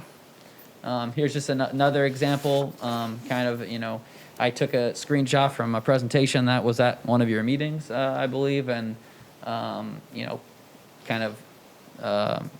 posted that when it was relevant and tried to get people to go back and watch the meeting rather than just, talk about it on Exeter, New Hampshire Community Forum. So, by posting just this photo with a link to the video meeting where the discussion starts, 194 people clicked the link to go to the video. How many of them stayed? We can kind of look at that data later, but that one post got 2,600 engagements, so comments, likes, and it got people talking. And in the comments, we best practice, we don't really engage in debating people in the comments, but where someone has a question or something, maybe we'll jump in with a kind of neutral comment of learn more on the town website. Here's the project page right here. So kind of sending people to the right place. Now, so let's see. If I was on Facebook, then I would have to go like this page as a select person.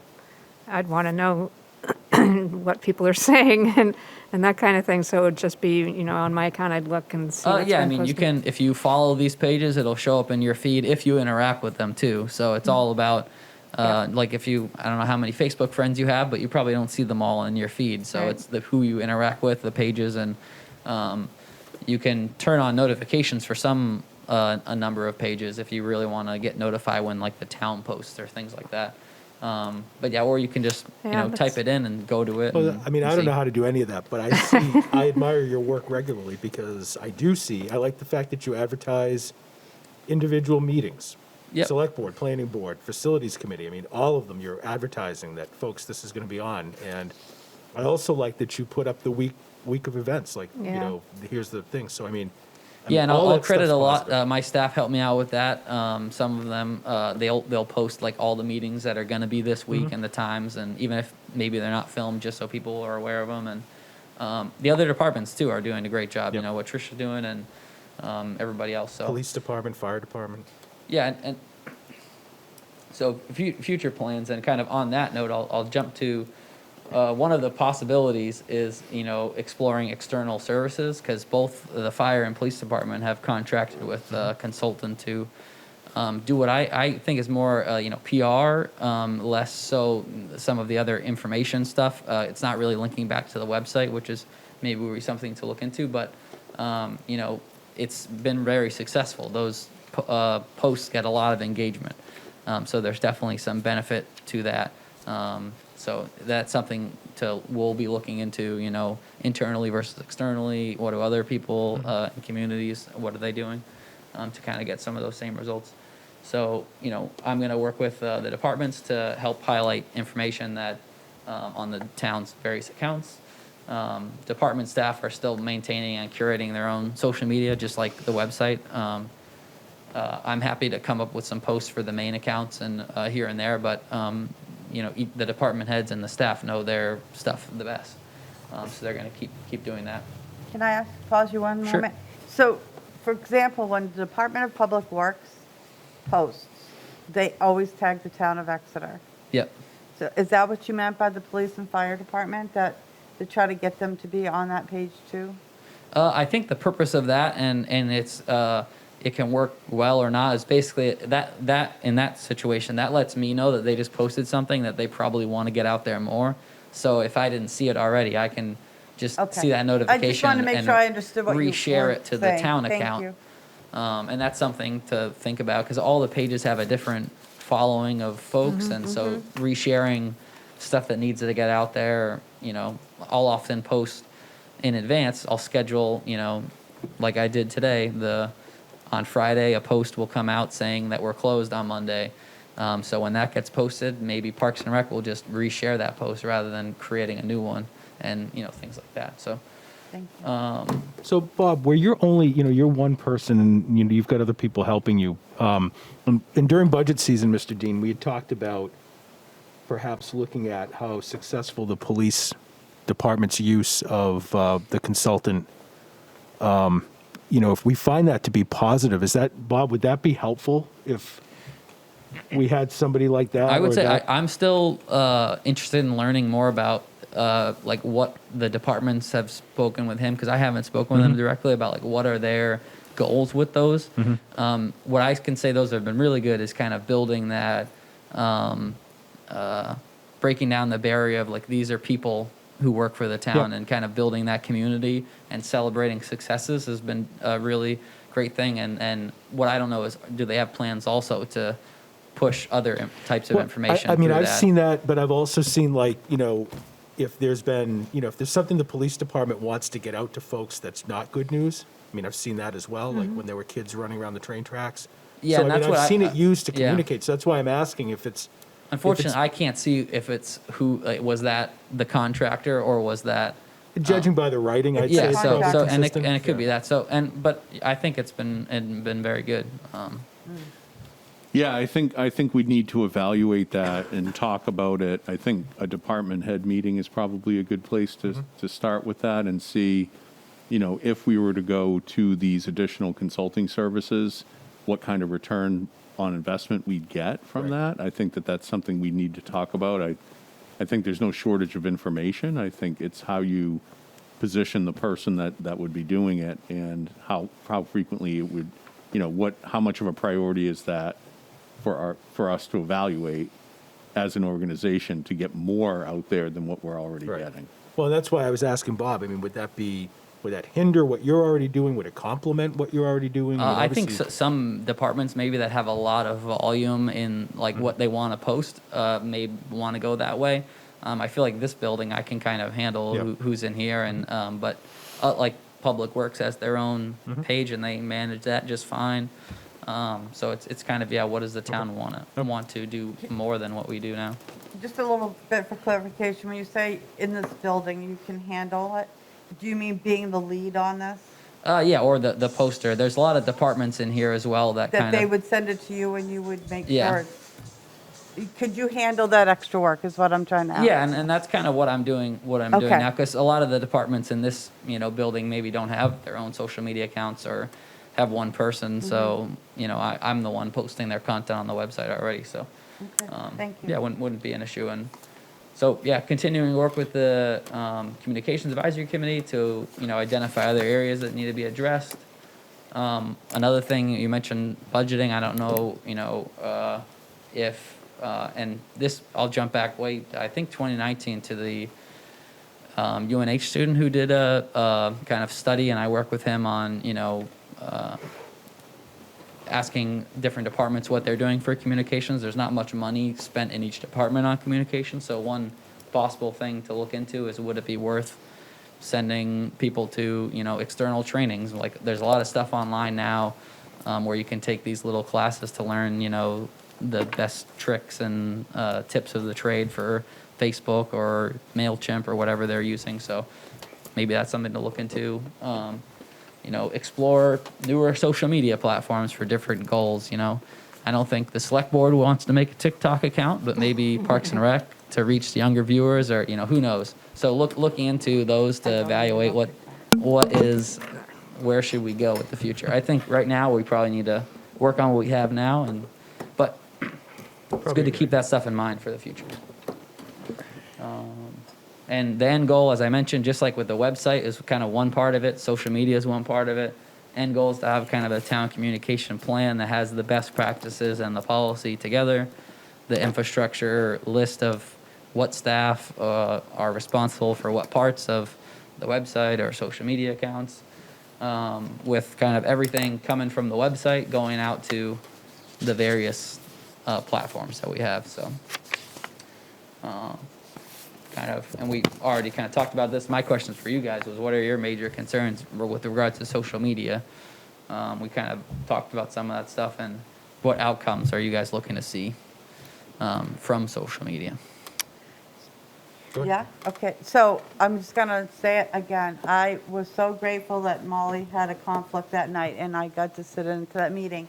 I learned a lot and I was really impressed with all of the work that you guys have been doing, you, Martha, the whole committee. So thank you. It's exciting. I'm looking forward Yeah. to this happening. I have a question for us, so I'll wait on that one. Actually, they might both be for us, I'm sorry. So you earlier said 91A is different for town employees versus committees. Can you elaborate on that a little, please? Sure. So when you're a staff member and you're posting on a Facebook page or a similar type of page, you're creating a record. But when you're on a committee and you are posting something as a committee member, there are some gray areas. Number one, is it representative of the whole committee or not? That's an issue. And also the issue of sequential communications comes into play.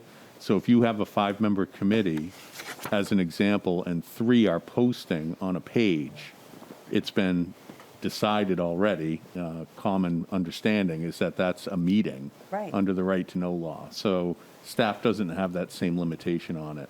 And that's really the big issue is the concern is that somebody gets into an issue online and 3 members of a 5-member committee post or 5 members of a 7-committee member board post. All of a sudden, you've got yourself a meeting under the right to know law. Yeah, and I'm not. And we don't have the capacity to chase that. So we try to regulate it as best we can internally to make sure that that doesn't happen. Yeah, gray areas are not what I would say. And I think that are would get warranted. addressed by that addition that was proposed in 2019, pretty much, because it kind of requires staff to be the ones posting, and they would help with those issues. Yeah, and why is the library separate from the town? Because that's It's how the just the way budget the works. RSA sets up the library. I knew the budget, but I didn't realize that the website too, really? Okay. It's to the library's discretion what they want to do. They're still Okay. attending the training tomorrow. There's some online Oh, training for the that's website, good. so they're still maintaining their Presence. page. And it could be restarted in the future in full, but yeah, they have their own website. So you are doing your training tomorrow? Muni everyone- Code's doing some training, so people have the option of Do you going know to who's that. going to attend, or you won't know until you're done? There's a few people who have already signed up. Yeah. Okay. Thank you. I'll be quiet now. I am excited about this. I really am. I think it's great. Selectman McGillman? No, I think that all my questions have been answered. I'm thinking of it from the point of view of a committee that wants to get something posted on Facebook for advertising or, some of us don't have support. So who's going to do that?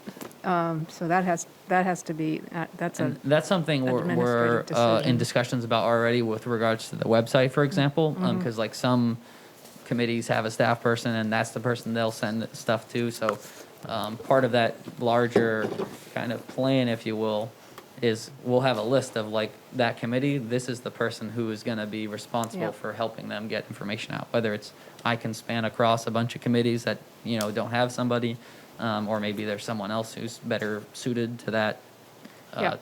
area of expertise. So we'll definitely try and part of work the on outlining that, conversation, because we yeah. want to make it easy for people to know what the correct process is and workflow to get from the website to wherever they're going. Selectman McCown? No, I don't have anything else. So Bob, thank you. I'm excited for the website launch July Awesome. 7th, fingers crossed. And we'll Yep. wait to hear back from you and the committee. And just to answer your questions, I mean, my only concern is, who's doing the posting, Yep. especially on a town website with the seal, just making sure that it's town staff, appropriate town staff, and not a Yeah. committee member, so. And I can get you, if it's helpful, I think I maybe forwarded it to Russ, but what the wording would be that, because I amended that proposed thing in 2019, so, but right now it's like a non-issue, but Yep. it's something if you wanted to take up later, I'd be happy to give you what wording I would recommend for that. Okay, fantastic. Right. You did give us a list of some things. There were a few. Well, No, it was but up, it's in one of your, because I saw it when I reviewed the packet. Right. You added some wording, but that's Yeah. fine. We can take that up at another Yeah. meeting. Great, thank you. No problem. Mr. Swanson. Good evening. Good evening. I'm gonna apologize in advance. I turn into a pumpkin at 8 o'clock at night, so any mistakes I make now, sorry. We'll work with you. We have two mapping systems in this town. One they originally started, it meets the RSA for tax codes and all that kind of stuff. And the one that all the people use because they don't have $4,000 software packages and 6 years of engineering training, and they're not cartographic, so cartographers? Cartographics. That's a company. What's the job? Cartographers. Cartographers. They are not cartographers. So we have another one that we call Maps Online. It's supposed to be the exact same data, and it's a lot easier to use. And initially that's what it was there for. So we can tell the citizens, you can go look at these as well, because it was part of the original RSA, even that people could do this from home rather than having to come to the assessing office. So, over the years, the people who make our regular maps, our tax maps, have changed the way they make their maps. Probably because they want to become competitive in another market. And that would be great. We would just switch and we'd have everything done with one vendor. However, we started with this other vendor at the same time. In the meantime, blame me for starting this, in 2007, we have a lot of problems with software at DPW having to do with maintenance of water and sewer equipment, and I dragged Matt Berube to a class at the mapping place because I got free tickets. And we went there for 3 days, and we came back, and Matt dove right in. And so today, all of our valving, all of our pumps, all this stuff is with GPS coordinates in this database. It's online, not this one that we get done every year. In the meantime, planning has gone on into it. We have the vehicle trafficking that use it. All these other people use it. So what's happened is the first company decided we need to be on that online. We need to get that money. And it would work great for assessing, and everybody else would be left in the cold. So I can't do that. So what I need to do is fix it so that the data that I get from the people who actually trace it off Google Maps these days. But anyway, to get that data, okay, into the online one, we need a new way to convert it over. And we've been struggling with it for a few years because, a couple errors would come up, and we would just fix them online. But then next year, they would come back up again, and a few more. Now it's just ridiculous. There's just too many things that don't match up. So I talked to both of our vendors and our people, and we know what's going on now. Now we need to fix it. So the first guy doesn't want to talk about it because he'll just sell us the other product, and they're happy. But People GIS, which does the maps online, says we need $4,800 to pay mostly for man hours, and we're going to fix your database and give you the recipe. So when you get to the next ones, which come in like August, you can use that recipe to fix it so it's not broken that year or any subsequent year. So there's a big committee of all these departments. We meet and talk about this stuff, but nobody wants to pay for it, or nobody has $5,000 or $4,800, I should say. So I was asked to look into the ability to use ARPA funds for that. I looked up, and it looks like we would be within our rights to use it, but it's not my call to take $4,800 from it and spend it on this. So I'm coming to the select board asking for $4,800 from the ARPA funds to pay for repairs to our GIS system. Did you get all that? Yes, I think so. Okay. So right now, I generally use the maps online because it's user-friendly. It's user-friendly, but right now it's not really that, I say it's not accurate, it's 98% accurate, Well, but that's what I was you're just gonna going to. look and you're gonna find just that one thing, I'm sure. Right, well, yeah. But it does have, the lots and the lot measurements and things like that. And, yeah, there was one question I had, but I knew that the Maps Online was just getting their information and delayed from, when Cartographics did it or whoever. In the the real other world, ones. it should be that the cartographics one, because that one's frozen on April 1st by law. Thank you very much, Concord. That one's frozen for the whole year. So we try to move on with the one that's online, but we only get to all the new data once a year. Yeah. We don't want to pay for it twice, for starters. Sure. No, if that's the goal, is to get that to be smoother, accurate, It has to be gold, faster. 'cause I'm frustrating all these departments that use both. Having been in the department meetings, I would certainly recommend we spend the money to do this. It's a fix with a big ROI. I think that sounds reasonable. Poor Dave has to work on both sides of that equation. Are there any other questions or comments? Just assume it qualifies, right? It does. So That- I'd entertain a motion then to expend up to $4,800 from the ARPA funds to engage with People GIS Maps Online in updating the town's mapping systems. So moved. Second. Any discussion of the motion in a second? Seeing none, all those in favor? Aye. Aye, opposed, motion passes 4-0. Thank you, sir. I will get with the vendor tomorrow morning, first thing. Excellent. Sorry to keep you up so late. Thank you. Thanks, Andy. If the board will indulge me, is there any objection to, we can come back to E and F, but we could skip down to G and H, because Mr. Sharples has been waiting here patiently, and we could go out of order. For the person online, because I'm under permits approvals too, so I'm You know what? She's coming down. She just messaged. Oh, okay, all right. So we're fine. maybe for Amanda, because I Yeah. heard she's online. Yeah, we're fine. No, so it doesn't matter to you? I'm Okay, under all right. permits and approvals too, so I'm here. You are right, okay. I tried. Tried. All right, Mr. Dean, we have several updates here from Paul Vlasic, and looking for several motions to be made. Do you have any summary, or, I guess, Just Assistant the- Manager Roy? Yeah. Melissa can handle this one. Yeah. Thank you. Hi. Good evening. We do have some changes to the numbers. There was miscommunication between myself and Paul, so I do apologize. Essentially, the town, through Jen and Paul and the department's hard work, qualified for quite a few grants through the application process, and this is just the process of officially approving them and giving Mr. Dean the approval to sign all of the paperwork. So if we go to number 1 on Webster Ave, where it says 2,929,500, the Yep. new number is 3,255,000. And let me explain why that is.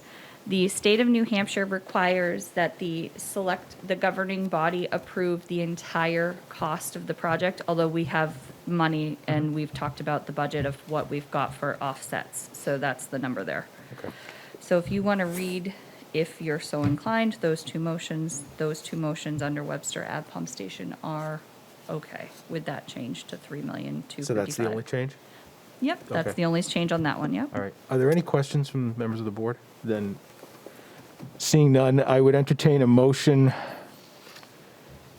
to enter into and approve a loan agreement with the New Hampshire Department of Environmental Services in the amount of $3,255,000 to the town of Exeter, and to authorize the town manager, Mr. Russ Dean, to sign the paperwork associated with such agreement on behalf of the town for the Webster Ave Pump Station and Force Main project. So moved. Second. Any discussion? Seeing none, all those in favor? Aye. Aye, opposed, motion passes 4-0.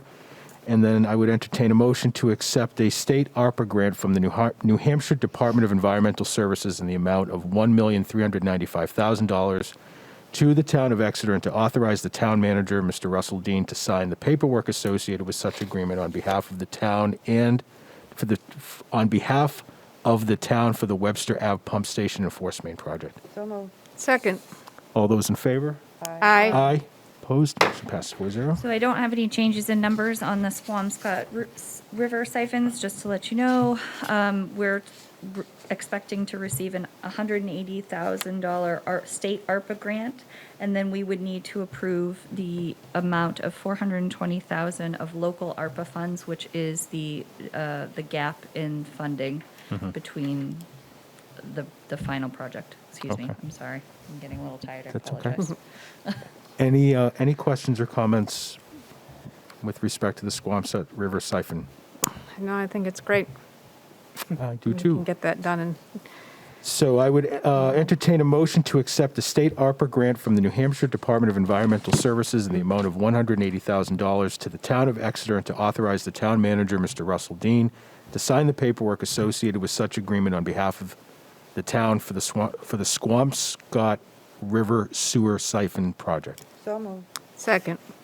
Any discussion? Seeing none, all those in favor? Aye. Aye. Opposed? Motion passes 4-0.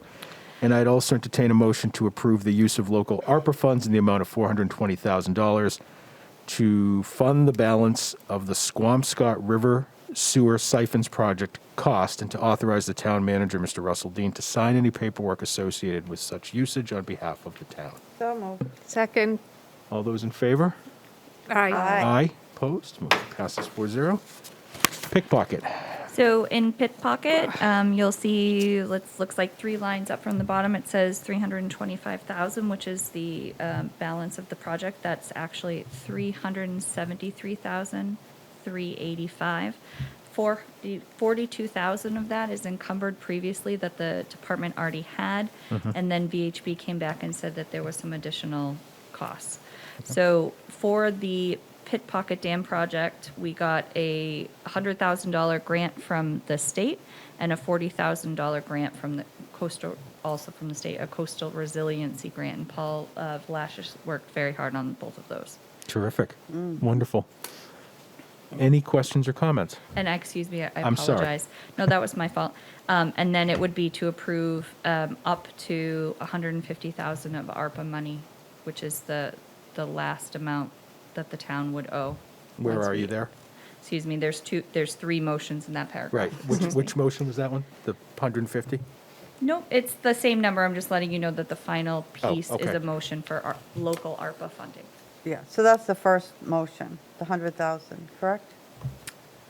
So this project is made up of $185,000 of local ARPA funding. That's the very last. Yep.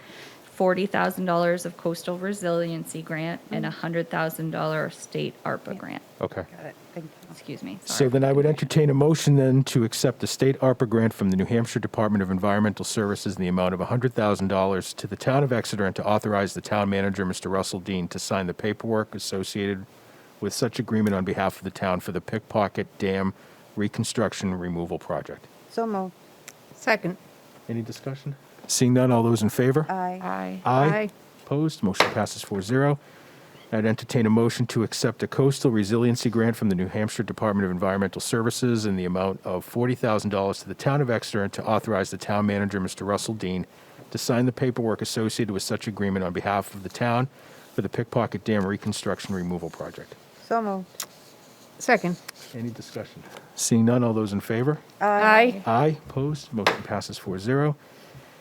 And lastly, I'd entertain a motion to approve the use of local ARPA funds in the amount of $185,000 to fund the balance of the $373,385 Pickpocket Dam Reconstruction Removal Project cost and to authorize the town manager, Mr. Russell Dean, to sign any paperwork associated with such usage on behalf of the town. So moved. Second. Any discussion? Seeing none, all those in favor? Aye. Aye. Opposed? Motion passes 4-0. The next project is West Side Drive.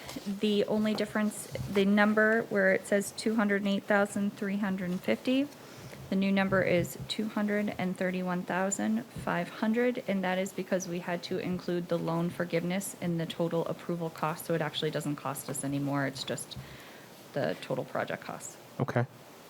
Any questions for Melissa?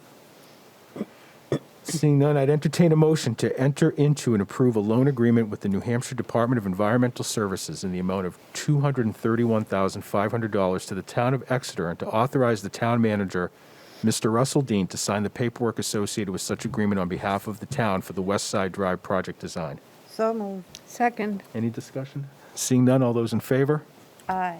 Aye. Opposed? Motion passes 4-0. And I would also entertain a motion to accept a state ARPA grant from the New Hampshire Department of Environmental Services in the amount of $99,215 to the town of Exeter and to authorize the town manager, Mr. Russell Dean, to sign the paperwork associated with such agreement on behalf of the town for the Pickpocket Dam Reconstruction Removal Project. So moved. Second. Any discussion? Seeing none, all those in favor? Aye. Aye. Opposed? Motion passes 4-0. Thank you. And you have an update, Melissa, on the congressional directed spending for FY '22 and '23 respectively. Yep, so for FY '22, we haven't received any of the funding for our 3 projects yet. However, we have put in the application with the Department of Justice for the body-worn cameras. We're waiting on the 2 EPA projects, which is the $600,000 for the river siphons and the $1.05 million for the force main at Webster Ave. I was on the phone with Congressman Pappas's office today. They have been poking to get it going. So we haven't been forgotten, it's just taking a little longer. In regards to the FY '23 congressional directed spending, we applied for 2 different projects with Congressman Pappas, 1 project with Congressman Pappas and 2 projects with Senator Shaheen. And we've had 2 projects picked through Senator Shaheen's office to go down to DC for her to advocate, and that is new radios for the police department and a new HVAC system and new steam boiler at 10 Hampton Road for about $275,000. And Senator Shaheen will be advocating on our behalf to try to get some federal money back to Exeter. I will keep everybody up to date when I hear more. Terrific. Yeah. Any questions? Yeah, I have a question. Sure. Excuse me. The chief went out and got a grant already for body-worn cameras, and then the state is also offering money for body-worn cameras. So, He gave, my understanding is that he called the state and gave it back so that another department that Okay. didn't get the grant could utilize it. yeah, that's what I figured the answer was. But Yeah, no, we're not going to try to take extra money from other people. I think he was hoping someone else in the state would get it. yeah. Thank you. Anybody else? No? Thank you, Melissa. Thank you. Okay, next on our agenda is an update on the ADA study and the corresponding report. And I know we have Mr. Sharples here. Mr. Dean, did you want to introduce this? So we had funds made available to us in 2020 to do a study for an ADA evaluation and transition plan, which is something we needed to meet the federal requirement, and now we have that plan in place. And so with that, I know the board was interested in getting an update on that plan. So I asked Dave to put together a memo to you to outline the next steps and that sort of thing. So I can just turn it over to him from here. Great. Mr. Sharples?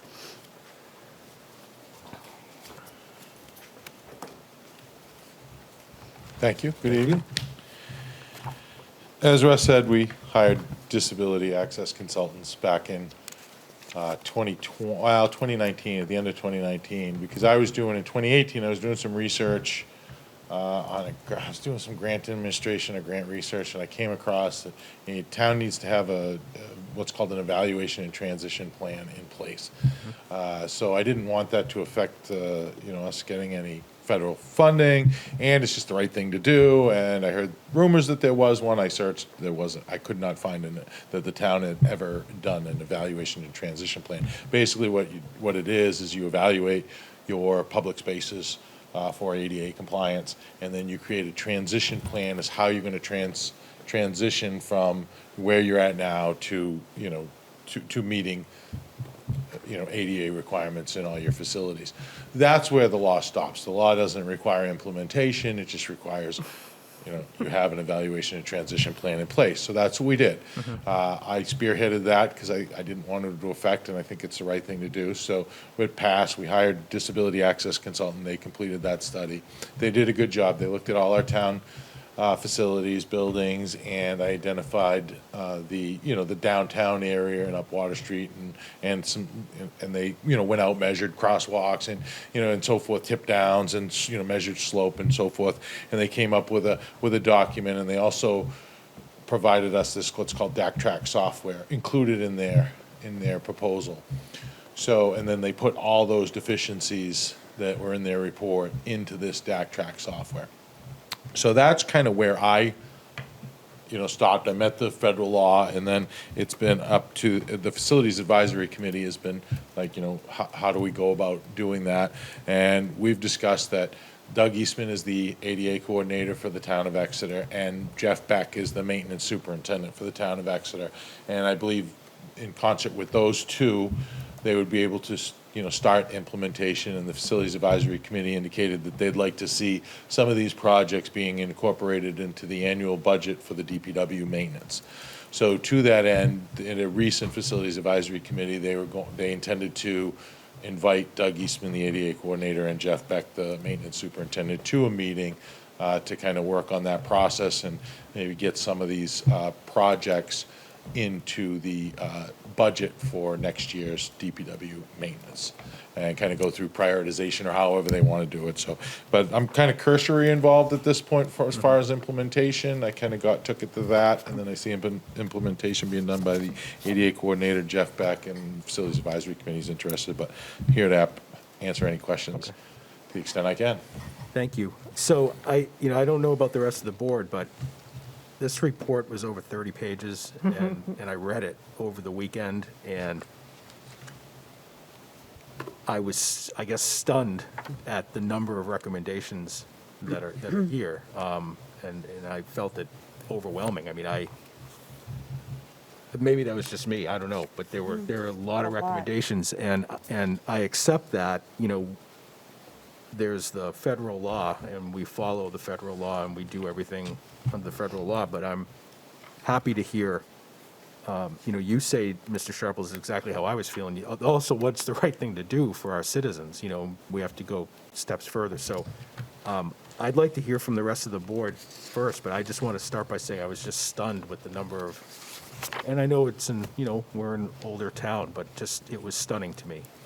And I'd be curious to hear, I know it's not you, but you're standing there. But I'd be curious to hear from Doug, Mr. Eastman, and Mr. Beck, and I guess the Facilities Committee, how we're going to go about implementing it. And I would just caution, with respect for all the work that our committees do, and they're volunteers at the end of the day, I just don't want to see anything kind of stalled because it's stuck at a committee. I mean, if we can move forward with some projects to put in the budget for next year, then let's please do so. I mean, that doesn't mean we can't let the Facilities Committee weigh in, but I just don't want to get bogged down if we can start doing something.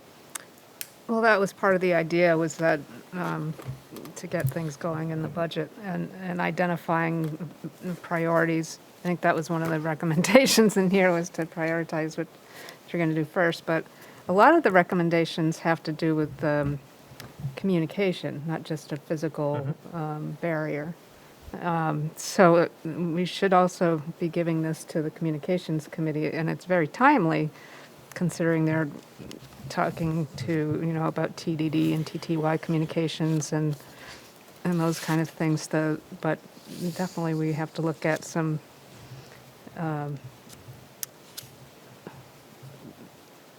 physical barriers. So to your point, which is a good one, should we, Mr. Dean, share this report with the Communications Committee outlining the recommendations that are being made with communication? I think so. I don't see where it would hurt to do that. It would help. Sure. Yep. And I think one of the conversations we plan on having is whether we're going to, based on the report, one of the things that we have to itemize is, are we going to bring forward it does say in the report, and it's an error in the draft, which is a capital reserve fund. Have we established one for ADA? We haven't yet. And the question is, if we did do that, how much would it be, and what would we be looking to do? I don't think we've actually itemized that yet. So that needs to be part of our planning process. Okay. To that end, it's glad you brought that up. That was they wrote that because that was the initial proposal that we moved forward with the CIP, was to put $50,000, create a capital reserve fund, do the study out of that, and have additional funding left over to start implementation. But through the budget review process, they went from a capital reserve fund to a one-time budgeted item, and it went from 50,000 down to 35 just for the study. Any other thoughts or questions from the board? I think you covered it for me. No, I think the facilities committee getting together with Doug Eastman and Jeff Beck will be a good place to start for the physical aspects of where we need to head, where we want to head. But I think the communications committee, there's a lot on us. I know people have asked me why we don't do interpretive or have interpretive meeting signing. But that's a longer consideration. I would love to do it, or have someone do it. I'm sorry, I don't know the language, but so it's things like that that I think we have to, the communications committee might handle on a dual path, not one after the other. But. Right. So I think, Mr. Dean, if we could get this report to the communications committee chair, and then maybe Selectwoman Gilman, you can follow up. I'm sorry, Selectwoman Cowan, get the committees mixed up. No, I think that this is a good overlap too, because I think that there are educational components of this stuff. I think there's advocacy components of this stuff. There's the facilities piece. So like, I don't want to just silo it with one Right. Yeah, there's the committee. yeah, there's communications, there's website design aspects too. Yeah. And, it's not just the committees, it's the the staff that support them.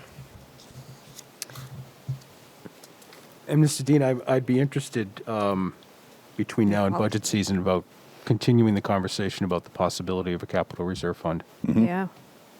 Yes, Yeah. that's something we'll look into again, like we did a few years back. Yeah.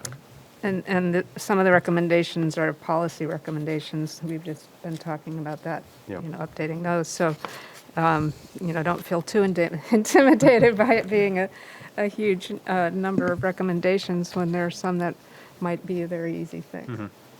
No, I think it was just Huh? not intimidating, rather stunning that, you. Yeah. But Well, a lot your of them point say is- continue. Yeah. Yeah. So. Any other comments?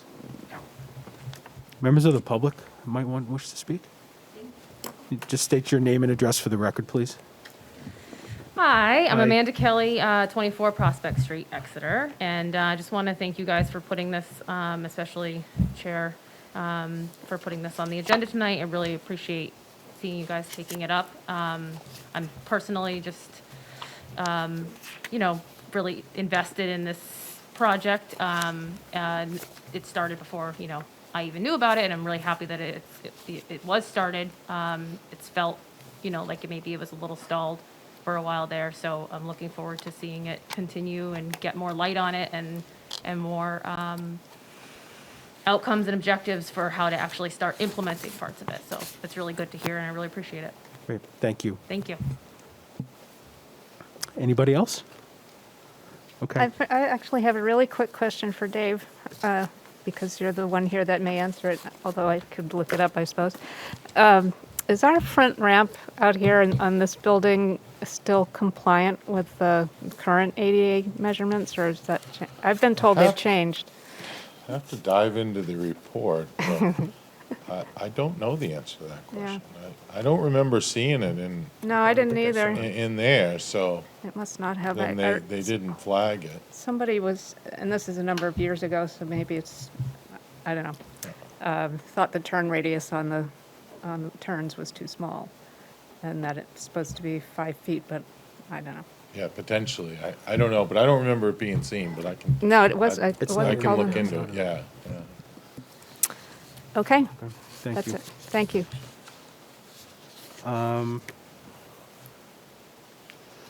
Yeah, and Mr. Dean, we'll look forward to, I think that's the more I'm thinking about it, I'd like to hear more about the capital reserve fund for this. Right. Last on our discussion items is parking issues. Mr. Dean, were you going to introduce this one? Yeah, sure. So there are a few issues that have come up related to parking and I'll call it traffic. There was a request made as a result of one of the developments that has come into town at the First Baptist Church on 43 Front Street. There was a review by Public Works to add parking spaces for winter overnight parking. And there's a map in the packet that outlines where our winter overnight parking spots are.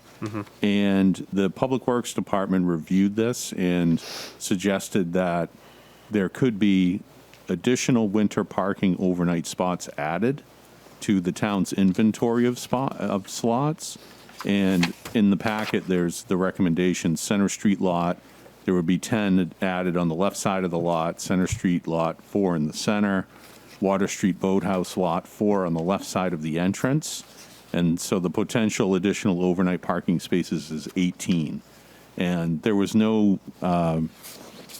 support from Public Works to do that through Director Perry and Highway Superintendent Jay Perkins. And so I was just looking for the board's input and recommendation that you have if you have any questions or concerns about this, and maybe take some action via vote if you feel so inclined, and then we would implement it on our end. Selectman Belanger? Okay, so let me make sure I've got the numbers right. Right now, we have a total of 79 spaces. Correct. Okay. We've approved 2 new projects that total 19 new condos with 0 parking. So I just want to make sure that if we're doing the math, it's not just one project, it's 2 projects, right? So my concern is, no one seems to have numbers on what our current residents already use up for overnight parking for the winter ban.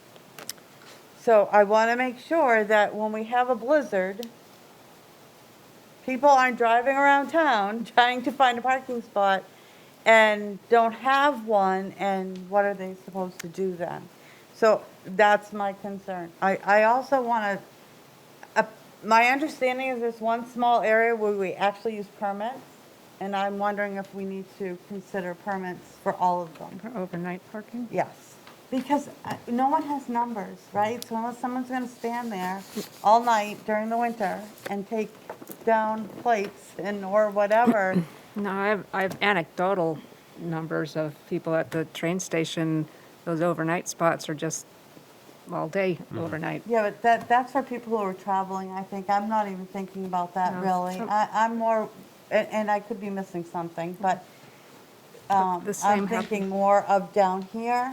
I understand adding Center Street because of the 19 new condos Location. going on the next street over. I just don't want to have our current residents and our future residents without a place to park during our winter ban. So my response to that is the best, like I said, the best we can do through the DPW right now is to give these additional spaces, and we don't have data on how many people park in our overnight spaces during the winter ban. We don't have that. I'm not sure how we'd get that without hiring a consultant to go out there and do the work and kind of, like you said, wait all night to see what's actually going on. But 18 is what we can add, and we know it doesn't impact our winter operations. So that's why the recommendation is what it is. So you could add up to those spots if you want, and then we can kind of measure it and talk about some different options. I think the town has only had a single, I'll call it a decal program, with residents of Chestnut Street that predates my tenure as town manager. It was implemented years and years ago to allow them to park on the street during the winter time. And we haven't had another program like that introduced. Now, it may be that we need to consider that and think about if we do need to do another program, where would that be? I'm not sure where it would be, but what I think DPW is trying to do is to say, look, we can offer these 18 additional spots to be, approved, and hopefully that takes care of the winter overnight parking situation. Okay. Will but- it last forever? It probably won't last forever, but all right. how long, how much do we need to change Could do a year. is I- an open question. I think the permitting would give us some answers. Yeah. So that if more people are coming for permits, then we're offering permits. So if we have 97 spots, right, we'd have to think about this, right? I mean, they'd need a visitor's permit or something. I don't know. I'm just really concerned. And I understand this is what DPW is offering. They're giving us total numbers. I want to make sure we're looking at the whole picture and what our needs are. So instead of hiring a consultant, maybe permitting is the way to get the data. So if we have 79 spaces now, we want to add 18, but we've already just added 19 condos. So There's the one car per condo, right? Yeah, maybe. well, we don't even know that. And again, No, that's Dave's what it is. here, maybe he can weigh in with, as far as when you add condos, what do you do with the people that need to park? Well, there's zoning Well, we requirements, just- but not for Front Water Street. Yeah, I This think, is for winter parking. yeah, that's the Make big, it that's clear. that's the limiting factor really, is parking during a winter parking Yes. ban. Because on-street parking during the day and not during a winter parking ban there's not an issue in my opinion. I do believe it needs to be managed. We need to manage the parking, and we can solve what you're talking about. And just to say what we do, I mean, the ZBA grants the variance, and then they come to the planning board, and the planning board has granted the waiver because, the type of development, no impervious surface area, additional units, more people sharing in the same infrastructure. It makes a lot of sense from a planning perspective. There are always issues with everything as greenfield development takes down trees, increases nitrogen and pollutant loading and so forth. So everything kind of has positives and negatives, but they have continued. But how to solve it, as I talked to the planning board the other day, is we've had in the CIP for several years a pedestrian and parking and traffic flow analysis for the downtown. I think we tried to bring it forward several years ago, but it didn't make it to the warrant, I don't believe. All right, it didn't even make it to the warrant, so we kind of bumped it ahead of stuff, but then I think it's going to be in the CIP next year, and that takes a holistic look, like you say, about winter parking, and then looking at managing, how do we manage the parking? And I'm not going to tell you any solutions, I don't know what they're going to have for solutions, but they'll look at it holistically and figure out and propose a bunch of solutions, how to manage the parking. Because I believe we have the spaces out there. We do have the spaces in the lots and on street. We got, I forget the count, but many, 600 or so within 0.2 of a mile from the gazebo. I mean, from the bandstand. I'm sorry, from the bandstand. So there's a lot of stock. We just got to manage it properly. So that's why I told the planning board it's not going to be immediate. It's not going to be, you can go ahead with permitting, but that's kind of what we're looking Yeah. at. That's what this will look at. If it gets into the CIP, it makes it through, and it gets on the warrant, and it gets approved, then we'll be looking at that. From a year from now, we'll be hiring a consultant to look at just this issue. So if we're going to do that, I'm fine with that. I'm just trying to find a way to get the data. And the permit was the only way I could think of to get the data for a short term. I mean, we have a very small window to get that information. So then my only concern is only adding 18 spaces for this winter. Does anyone else feel we should, if we're adding 19 new units, I mean, I don't know what the realistic expectation of it only being one car per condo. I don't know when they're going to be done with those units. Yeah, I Do you, would. Dave? I wouldn't imagine that's going to be This winter. They haven't started construction yet. So What about the IOCA? They've been working Yeah, on it. they've been working on that Yeah. for a long time. I don't know what their Is completion that date the is. So there's That's eight. 16, right? All I But in can do is throw it addition, number. to the existing spaces that we have, Mm-hmm. and to try to find out that, I asked the DPW, like, okay, when you plow it, just for, institutional knowledge. Do you remember going out there and looking and seeing? And I couldn't get, so we'll have to wait till like next winter Right, we to don't really have any get data that on it. data. Yeah, but I've never heard of it being an issue and people trying to find a place to park. So maybe they're just parking in spots that aren't winter parking know. and then I just, just we're not, really are we do not- towing? I mean, I haven't heard of anybody. I'm trying to be No, so- proactive here. Yeah. So I feel pretty strongly about this, that we're adding, that we want to make sure our current residents who live here are taken care of and the future ones too, so. Yeah, if we're looking at 1 car per unit, that would be 19, assuming everyone has a car. I think we're still at that point. Assuming in everyone Exeter. has 2 cars.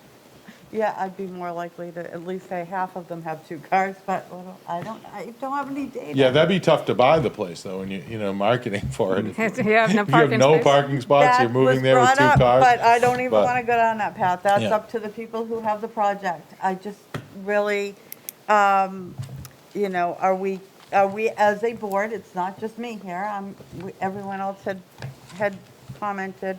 So do we think adding 18 spaces is enough that if there is a problem, we can ask the police department, to let us know for this winter? No, that's fine. I'm thinking, this winter is a good time for us to see. Because if we get this study passed and/or we decide ourselves what we think we should do, then we have the data. So I'm thinking that even though that's not being constructed, what's the data now, right? Yeah, but the study would be next year. No, I mean just doing the permitting piece. Yeah, that's what I thought. At least it would give us some indication, anyway. Yeah. And I'm appreciative of the 18 spots that are being offered, but I also think it's sort of a knee-jerk reaction Yeah. to solve the problem today when, as Selectwoman Belanger said, we don't really know what the problem is, and there may not be a problem. Chances are there is, but we don't know. So I think rather than paint 18 spots that we may or may not need, I agree. I think we need to find a way to get the data. If permitting from a short, in the short view right now, short-term solution is doing the permitting to get data. Right. Great. We can wait and put a warrant article on for the study that you suggested, which I think is a great idea, understanding that it's going to be another year before we get it. And then working with the police department and DPW this winter to see just what is the problem, how many cars are affected, if any, and getting that data. So, I agree with you. Yeah, and seeing if they're willing to work with people who are in a bind if there's a lack of parking, and I don't know. I don't want Yeah. people towed because. No. And I think, I've been advocating for the ZBA and the planning board to collectively do a work session, and if they ever come around to doing it, then maybe this is something they can discuss. I attended the planning board meetings, they're interested. I've heard the zoning board say they're interested. I don't know who's supposed to be setting this up. The Chairs. chairman or the, Chairs. Mr. Baum? Kevin Baum? Yes, chair of the ZBA. He's the chair, yeah. Yes. Current- Oh, yeah. He called me about a month ago about that same issue, and he said, okay, you want it, and he's like, I'll get back to you, and, summertime and so forth, and the planning board schedule is pretty booked right now, so, Yeah. but Yeah. we targeted, I think, a September, timeline okay. for that, I Good. missed that. so. I'm just telling you right Oh, now. okay. I Thank haven't you. told I was gonna anyone. I had a conversation. Yeah, I just had a sit on the conversation with the planning ZBA chair. He told me that, and he said he'd get back to me. I haven't heard back from him. Okay. But we kind of loosely targeted the fall Okay. for that meeting. So breaking news at 9:37. Exactly. Breaking news, yes. Okay. All right, so you're thinking that only possibly, I know we're talking hypotheticals here, so understand that IOCA is being worked on, we don't have a date where they might ask for their occupancy permit, right? Nah, Doug would know better. Doug might Yeah, know, but okay. I don't. And then, Have of my course, phone. the church, the former church hasn't been started. It's June. I don't know if we can get some, I don't even know what the cost involved with the permitting part would be. It's huge. It's huge?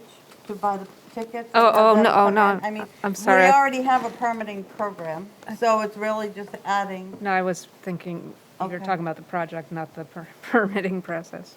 yeah, and I'd want to know, apparently Pam does the permitting. Right. I would need to know how that process works. Oh, I can give you a guess. I think it's for the people that live on the river, like right on the river. On the- Chestnut and Pleasant. It is, right, but I want to On High know Street. how many is per And that's where they can household, park. if they have Yeah. overnight guests. I don't know if they have like a, No, we have I can tell you, we have a specific number of permits we give out for that, and it's like a lottery, basically. First come, first The- served. Yeah, the reason I say that is because people come in annually at the time that it's offered, and there's usually a line, and we give out, I forget the number, it's 12, maybe 12 permits. That many? I believe so, thought yeah, it was 12 permits a yeah, and year. there's a line and people leave without them. Right, So and- they're using but I'm not- other Yeah. places, But I'm right? also not aware of anybody that's come in, I'm not aware of anybody that's come in, and maybe one or two people have been denied because we have used them all up. I don't know, I thought but it- Pam told me there was a line and they go quickly. Yeah, So that's I'd like exactly to what have more happens. than- They go Do very you have to quick. show proof of residency? Yeah. Yes. Okay. And is it one per household? Is it, We'd have to get you that answer. yes, Okay. please. I would have to do that. Specifics on how this one works so we can see how we can make it apply to all of the overnight parking for one winter. Okay. Until we get, So we don't have to make it a discussion item, but maybe at the next meeting, Mr. Dean, during the town manager's report, you could just give us a quick update on the Update, permitting sure. process. Would that be acceptable? At the board? thank you. Okay. Thank you. And last, Mr. Dean, just, I know the Buxton Water was included in here. Did we want to, I know this came up as correspondence. Yeah, that last- might be an easy one. We talked to the police department about that, and they had no issue with it. My reaction was, I'm not sure why it was an issue in the past, but I think we can consider that to be a local delivery type of situation. Yeah. We do the same thing with R.E. Prescott. Yep. Right across the street, and I just couldn't find a reason to say no to this. It seemed to be logical. So we'd like to get back to Buxton Water and let them know that they could Right. go out Railroad to Winter Okay. to Main Street if it's Perfect. okay with the board, just letting you know. Yeah, Any I objections from the wondered board? why it was an issue. Okay. No, Okay. I've Good. no issue there. Yeah, sounds good. Dave, you got more news? No? No, he didn't answer. I was calling the guy and he would have known the You CO. looked like you were ready, like you had Yeah, I something. was like, oh yeah, I'll just call Dave. He'll know when he'll be looking for a CO in the church, but I couldn't get in touch with him. So All right. You mean people don't work until 9:30 at night on their project? My husband does. Anything else for Mr. Sharples? Just, I had the one other issue that I Oh, just go wanted to ahead. make the board Yep. aware of, which is Front Street. That was brought up as an issue of, wanting, one of the business owners there, Rose Bryant from Art Up Front Street, was talking about some of the issues regarding Front Street. Some of them we're going to follow up with the police department. I think we can get the speed trailer out there and take some readings to see what's going on with speed on Front Street. And maybe one of the solutions is we can put up, like we have on High Street, we have a sign, and clocks the speed and that sort of thing. That might be helpful. But some of the things that I think are being requested here are based on Lincoln Street. So our own success on Lincoln Street is sort of bred other people looking at Lincoln Street and saying, hey, what about Front Street? And that would be a longer conversation based upon the master plan and the CIP and that sort of thing. Okay. You could be talking about, millions of dollars to do. Obviously, Lincoln Street was just what we did on the street was 1.8 million. So Front Street would be a large scale project of that order of magnitude. And so I just wanted to make the board aware of it and also give you Public Works' response so you can read that and kind of take it under advisement. And if you want to bring it back at a future meeting, we're happy to have DPW in to talk to it. I'd like to I'd like to because, do that too, yeah. because I'm not sure I agree with DPW's comments. Okay, so can I just weigh in? I live there, next street up, and I will tell you, since the paving, we have some serious issues. So we have a really bad speeding problem. We also have a really bad problem of people going around, anyone taking a left-hand or a right-hand turn and near the new crosswalk that I thought was great. They moved the crosswalk away from the tracks. The problem is people, I witnessed it at least a couple times today where people are crossing to go to the new ice cream place or Enna's and they're going around. It is a little bit dangerous. Police have been monitoring it more now. So, Mr. Dean, maybe on the 18th, maybe DPW can be here to discuss that? Okay. Anything else on the parking? Okay, that concludes our discussion items. I'm going to try one more time for you, Mr. Sharples. If the board will indulge me, can we pause on the abatements and get his permit approval? And thank you for your patience tonight. Appreciate it. So I'll let you introduce it. So am I good? Yep. Yeah, thank you. I'm here to request that the select board vote to accept the constructed transportation alternatives program, or as we know it, TAP, sidewalk project as required to close out the project with the New Hampshire DOT. Happy to report that the, project is ready to be closed. A final walkthrough was performed last year on October 21st, where a few minor items were noted. There was some ponding in the bottom of a tip down out on Epping Street. There was ponding in front of a curb cut on Winter Street, and then some trucks had driven in that grass panel on Winter Street and caused quite a mess, and so that we needed to be reloamed and seeded. So those items were completed. It was too late to do it.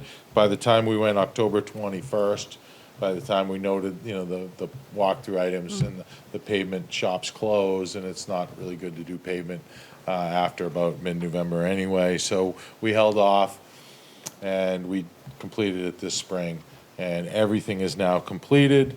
And I need to submit several documents to close out the project and receive the final reimbursement. We've received most of the reimbursement, but they hold back the last check until all the closeout documents are completed. One of the documents is the certificate of final completion for work that I enclosed in your packet. And one of the things at a meeting of the blank, pick council, aldermen, selectmen, select board, the owner, name of the community, has accepted the constructed project. So this is a step in the project. I have reviewed the project, found it to be constructed in accordance with the agreement. I also noted in my memorandum and in the copy, the certificate of completion for work, you'll note that the contractor, Northeast Earth Mechanics, I believe Rodney Stockman, on behalf, signed saying it met all the project requirements and was built in accordance with the agreement. But more importantly, because they're the ones who did the work, but more importantly, Stephen Haas, the independent contract engineer that we hired to oversee, also signed this document, final certification of engineer, and he reviewed the contractor's final payment request, hereby certified to the best of my knowledge the cost of the work identified on the final payment request represents full compensation for the actual value of the work completed, and that the work has been completed in accordance with the terms of the agreement and authorized changes. So myself, the Northeast Earth Mechanics, and Stephen Haas from Hoyle Tanner all have signed off on the final project saying it's been constructed as agreed. Okay. So we're looking for you to, hopefully it's for the select board. I did provide a motion, so I can fill out this document and close out the project. Any questions for Mr. Sharples? Just thank you for the work on this. Very much appreciated. I know you've been working very hard to try to connect our sidewalks and all of this. So you're really great at grants and projects, so very much appreciated. Thank you. And just on that note, I'm working with Nils, who's been great too. We're kind of taking that Kingston Road project and hopefully bringing that to the finish line. So People will love that. others like Doug Eastman, Darren Winham, all have contacted people about easements. I'm working on easements, Good. so we're all collective efforts. So hopefully we're going to get to that one pretty soon too. Oh, you're just full You of just good have news. full, I mean, you're full of good news tonight, Dave. And we kept you here so late. Summertime. Well, we can't apply for any more TAP grants until that one's done. So Yeah, seriously. we'll finish that one up. So then I'd accept the motion I would entertain the motion, rather, to accept the Transportation Alternatives Program Sidewalk Project as constructed and authorize the town manager to sign a certificate of final completion of work on our behalf. So moved. Second. Any discussion? Seeing none, all those in favor? Aye. Aye. Opposed? Motion passes 4-0. Thank you, Thank you very Dave. much. Okay. Select Woman Gilman. Back this way. Okay. Would you folks like me to read these by address or by year? Because some of them have abatements for 5 or 6 years. So if you construct the motion to include the map lot unit number with the year and the amount like you normally do, and just consolidate? That's if there are no objections. Any objections to? Oh, gosh, no. Okay. Real loud. Well, first is a timber tax, which is a good thing because we get money.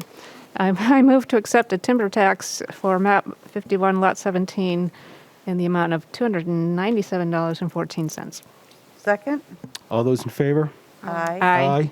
Opposed? Motion passes. Okay, I move to deny a tax abatement for map 65, lot 113, for tax year 2021. Second? All those in favor? Aye. Aye. Opposed? Motion passes 4-0. I move to deny a tax abatement for map 70, lot 87, for the tax year 2021. Second? All those in favor? Aye. Opposed? Motion passes 4-0. I move to deny tax abatement for map 70, lot 78, for the tax year 2021. Second? All those in favor?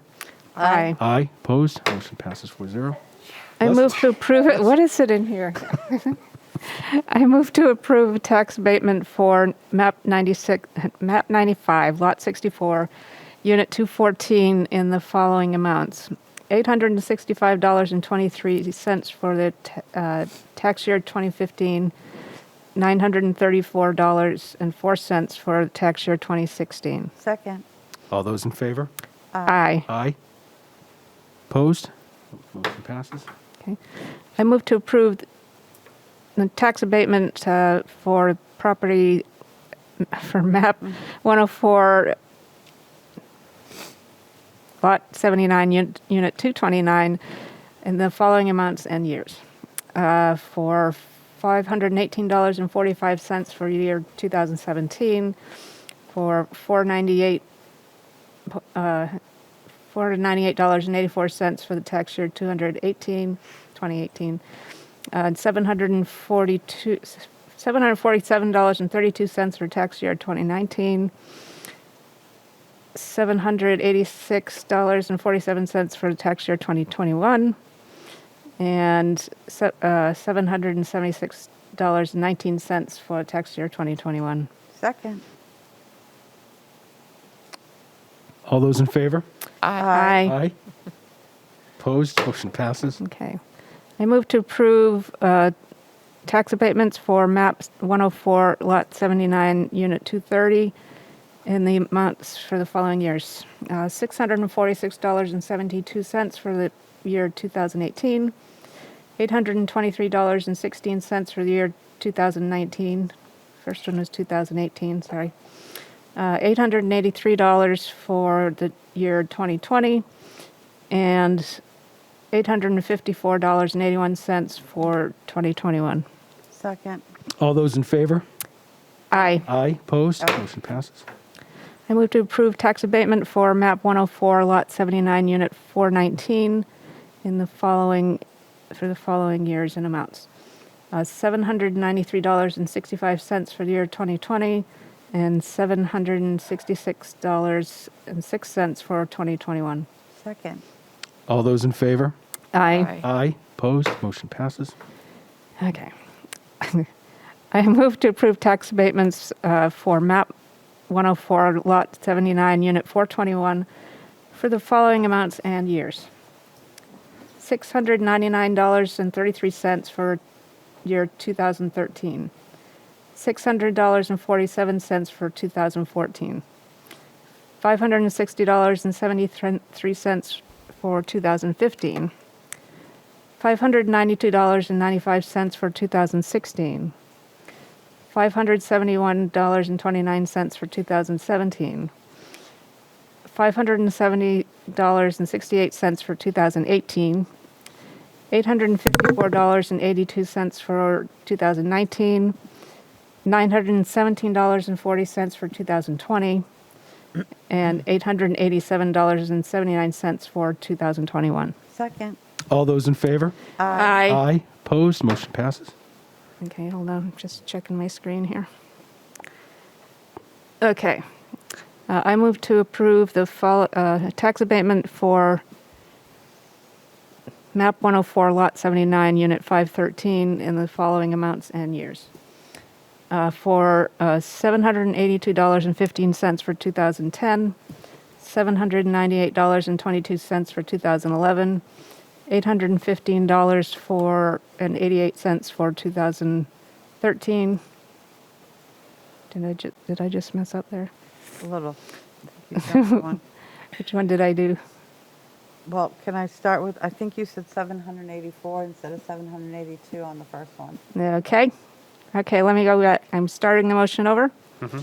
So for MAP 104, Lot 79, Unit 513, for $782.15 for 2010, $798.22 for 2011, $815.83 for 2012, $858.88 for 2013, $602.51 for 2014, $426.34 for 2015, $462.65 for 2016, $424.75 for 2017, $420.98 for 2018, $864.47 for 2019, $912.79 for 2020, and $900.46 for 2021.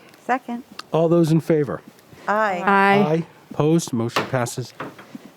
I move to approve abatements for MAP 104, Lot 79, Unit 524 for the following years and amounts. $254.94 for 2016, $418.88 for 2017, $414.98 for 2018. And while I scroll and get messed up here, $883.72 for 2019, $933.42 for 2020, and $920.75 for 2021. Second. All those in favor? Aye. Aye. Aye. Opposed? Motion passes. Okay. One more. Move to approve a tax abatements for MAP 104, Lot 75, Unit 701, in the following amounts for years, for the I'm following sorry, years. is that 79 or 75? 79, 79.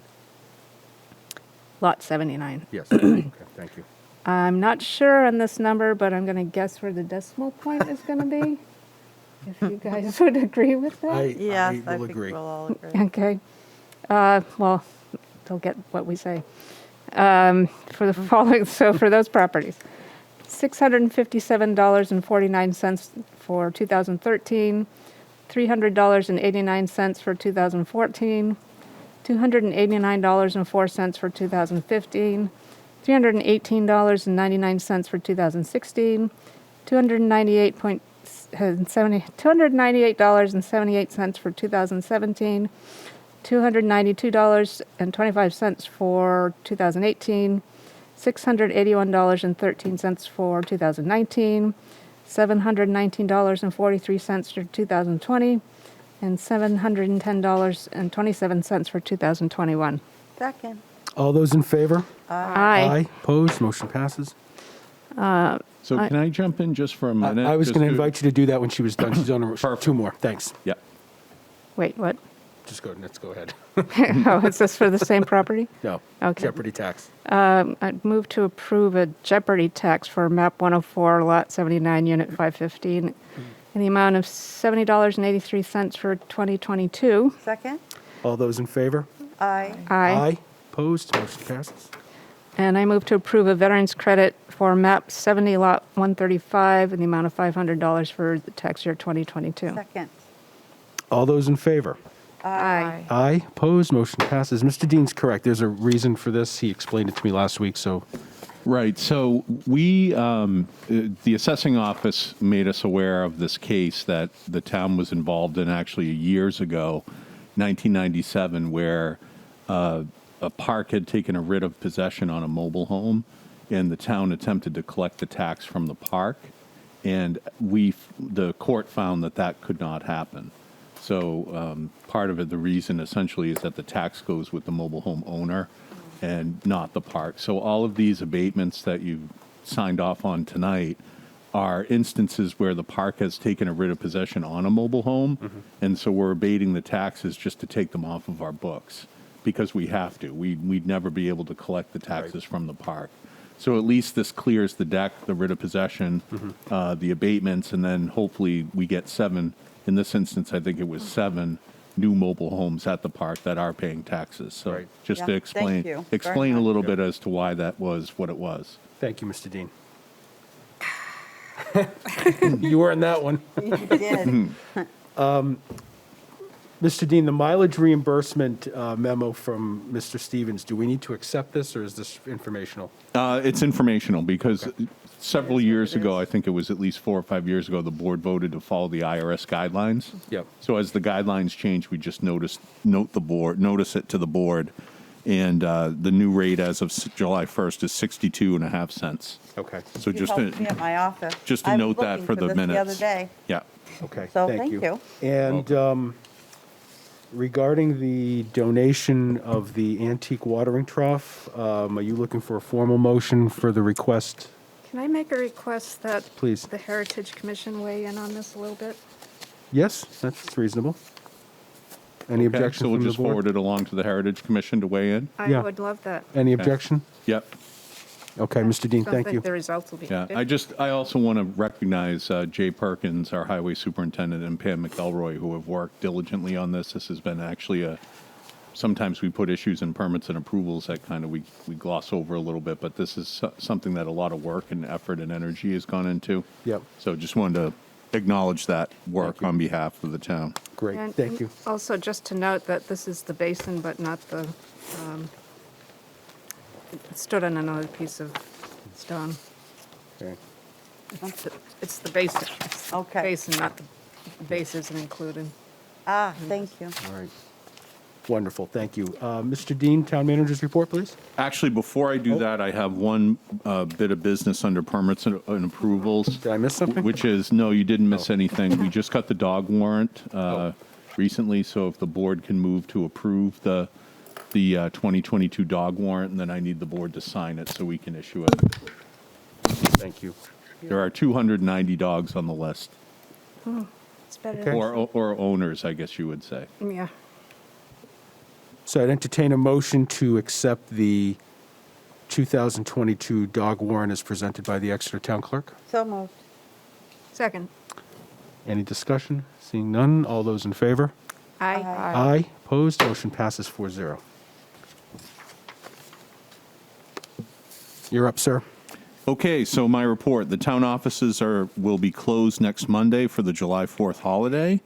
Last Tuesday at Main Street School, I attended an Arbor Day celebration. Selectwoman Belanger was there as well. Just wanted to thank Eileen Flockhart for organizing it all, and recognize Jay Perkins again, our tree warden, highway superintendent, and Kirk Scammon, our highway foreman, who were there for the ceremony as well. So it was a good ceremony. 2 tree plantings at Main Street School, 2 brand new trees there. The Sustainability Committee has a survey about single-use plastics online. So I don't know if the board's had a chance to see that. If not, just let us know, and we'll pass along the link to that. CIP meetings are beginning this week. So today we met with Fire and Police and Parks and Rec, and tomorrow is Public Works. So we're already getting into our CIP process for the coming year. So update on Swayze Parkway. Town Council's been on vacation for the last month, and so he is coming back next week. This is our lead counsel. And so we should be able to get an update to the board next week on the status of the Cypress petition and the work with the with the Charitable Trust Division. Then the siphons project, you heard a little bit about it tonight, but I just wanted to report to the board that the project is in process. It has not been delayed. The issue is that they're getting all their permits, the proper permits, the easements, and the DES approval. So next week we'll have 95% design comments for New Hampshire DES, and then a pre-bid meeting is scheduled for July 20th on that project, and the bid opening and first construction meeting is scheduled for August. So very soon, we're going to see some activity on that. When do they anticipate, not an exact date, but roughly when do they anticipate that the parkway would be closed? That is, I'll have to get you that date. Okay. I don't have Thank you. that date. All right. Okay. Webster Ave, we also heard about that. We're continuing with preliminary design on that project. And we're working to figure out the current force main easement status and the new location of the force main. There has been some issue with one of the property owners out at JD Hill that we're trying to work our way through. I wanted to report, too, that summer camp and teen adventure camp started on June 21st. And it came up earlier tonight, but they have 180 enrolled for the session 1 and then 179 enrolled for session 2. So camp is full, which is great to see. And then the pool opened full-time on June 21st with full staffing. The hours are Monday, Wednesday, Friday, 1 p.m. to 7:30 p.m., Tuesday, Thursday, 9 a.m. to 12 p.m., and 1 p.m. to 7:30 p.m. Saturday and Sunday are 9:30 p.m. to 5 p.m. And the pool, just a notation that the pool has limited capacity during camp hours. And then the last thing on my list is just a reminder that tax bills are due Friday, July 1st. And right now, our first half tax collections are at about 75%. Okay. So we've got a ways to go to get to that 95, 96, 97%, but that typically happens in the last week of elections. I'm confident we'll get there. Yeah, so that's my report. I want to comment on that last bit. I don't know about where you live, but the mail has been very wonky where I live, coming like every 3 days. And also, I've been getting other people's mail, so I had to walk a tax bill down the street. I felt very bad getting somebody their tax bill. So if you haven't gotten it, call up and ask. Great, thank you for that. Mr. Dean, one thing on the rec, and I don't want to hold this up, but and just for consideration, and I brought it to Mr. Bison's attention this afternoon. I was on conference calls all day, pretty much, and my other line rang, and my daughter's enrolled in camp, and I didn't pick it up because I was on a conference call, but I wouldn't have picked it up anyway because it came from British Columbia, Canada, and it was the message from the rec letting people know that aftercare was going back to the rec. So I called Greg to let him know about that, and the whatever system that the rec is using for communication is based out of Canada. So all texts and emails and phone calls come from Canada. So my concern was for him and Mr. Tovey saying, even if I hadn't been on a call, I probably wouldn't have answered the phone thinking it's a, whatever. So how many parents are not going to know where their kids are? And, he's the one they're going to yell at. So I brought it to his attention just to prep him. But after I talked to him, it dawned on me that I don't know if, particularly for texting, are there any fees because it's another country? Up to probably your plan. So Definitely want to just do for that. consideration, you might want to, he didn't seem too concerned at the time, but we might want to follow up. Yeah, we'll follow up with that and Concerned on the parents' see what I we can would get be for very information. Great, thank you for that. Yeah. We'll look into it. Great, okay. Selectwoman Cowan, Select Board Committee reports, if any? Excuse me, I just had the Communications Advisory Committee update, which you all heard about. Great, thank you. Selectwoman Gilman. I had a Heritage Commission meeting, and the only thing we did on that was to decide how we want to codify the work that was done for looking at a neighborhood heritage area in the Park Street area, I'm sorry. We just want to make sure all the information's packed into one place, so if somebody wants to try it again at some other location in town, they have the one thing to look at. And that was really it. We didn't do an election of officers yet because we haven't had a full body of people. We've had quorums, but not all the people you need. The other thing, be real quick, the Community Power Community Power Coalition of New Hampshire. I went to their meeting. And there are 19 communities, actually one county and 18 communities that have joined the CPCNH. The Public Utilities Commission is coming out with their rules on this community power thing sometime next week. And then we'll see, I think Lebanon's going to be the first test case because they've already had their application looked at.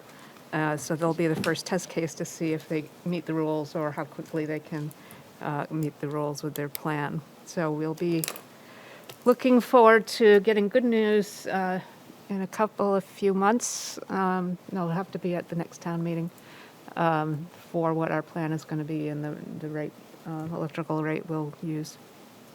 Great. Terrific, thank And- you. And if you haven't heard about Liberty Utilities and their electric rates, have more than doubled. Wow. And Unitil, I can't tell you because their tax year is different, so they haven't changed their rates yet. August, I believe I read that we'll hear that for August. Ugh.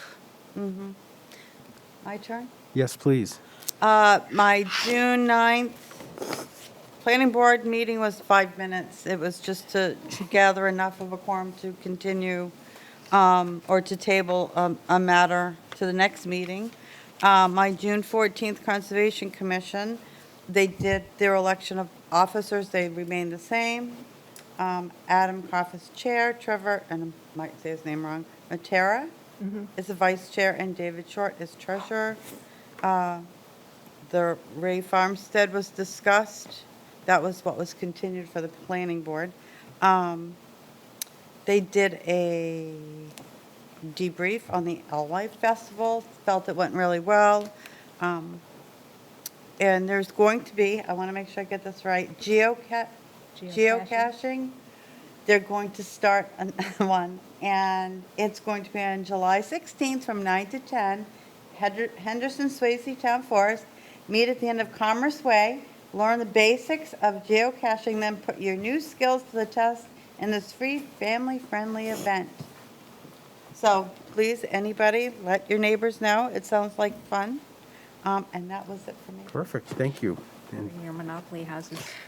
I had the River Advisory Committee meeting, and Paul Vlasic gave an update on the Pickpocket Dam, the motions that we addressed this evening, and probably will not meet again until either August or September.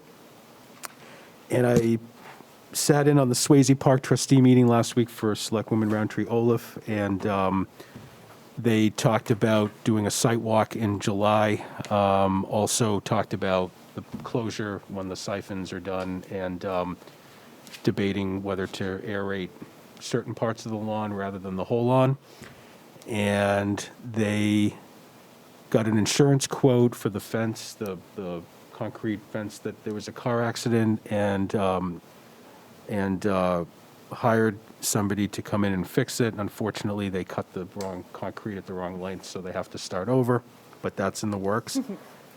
They were appreciative of the town manager acting on their request for more signage at Swayze Park about the trash, and asked that we consider additional signage about dogs, because there's only 2 signs, and so I've asked Mr. Dean to look into that.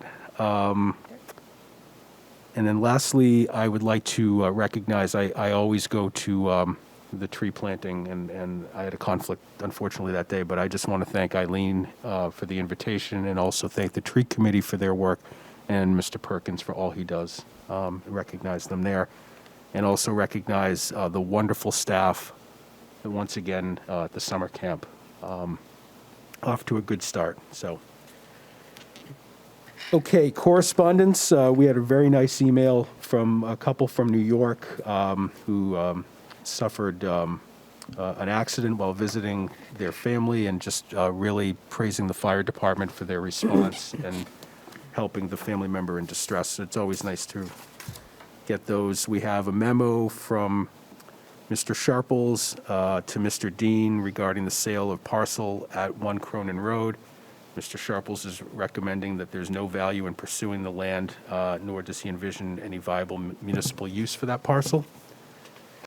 And last piece of correspondence was regarding our select board meeting with the intersections and weighing in with some suggestions. Reviewing the board calendar, taking into consideration everybody's vacations and so forth. Mr. Dean and I kind of plotted out the next 3 months. So in July, we're going to meet on the 18th and the 25th, because we had 2 board members out the 11th. Yep. So it's 7/18, 7/25. In August, we'll meet on the 8th, August 8th, and August 22nd. Because of Labor Day, we'll meet on Tuesday, September 6th. And my rationale for that was because the following Monday is the night before an election. And I just felt we'd be better Yeah, for rested. that, yep. So September 6th, and then September 19th, and September 26th. I'm sorry, 19. Yep. I'll go through them all It's again. okay, 19 and 26. 7/18, 7/25, 8/8, 8/22, 9/6, 9/19, and 9/26. Mr. Dean, the Sustainability Advisory Committee is scheduled to meet in this room on the 6th, but I think the Wheelwright Room can accommodate their needs Yes. that evening. Yeah. Okay. No further non-public session. Thank everybody for their work tonight and their patience. And unless there's anything else, I'll entertain a motion to adjourn. So moved. Second. All those in favor? Aye. Aye. Opposed? Or adjourned? Good night. Thank you, everybody.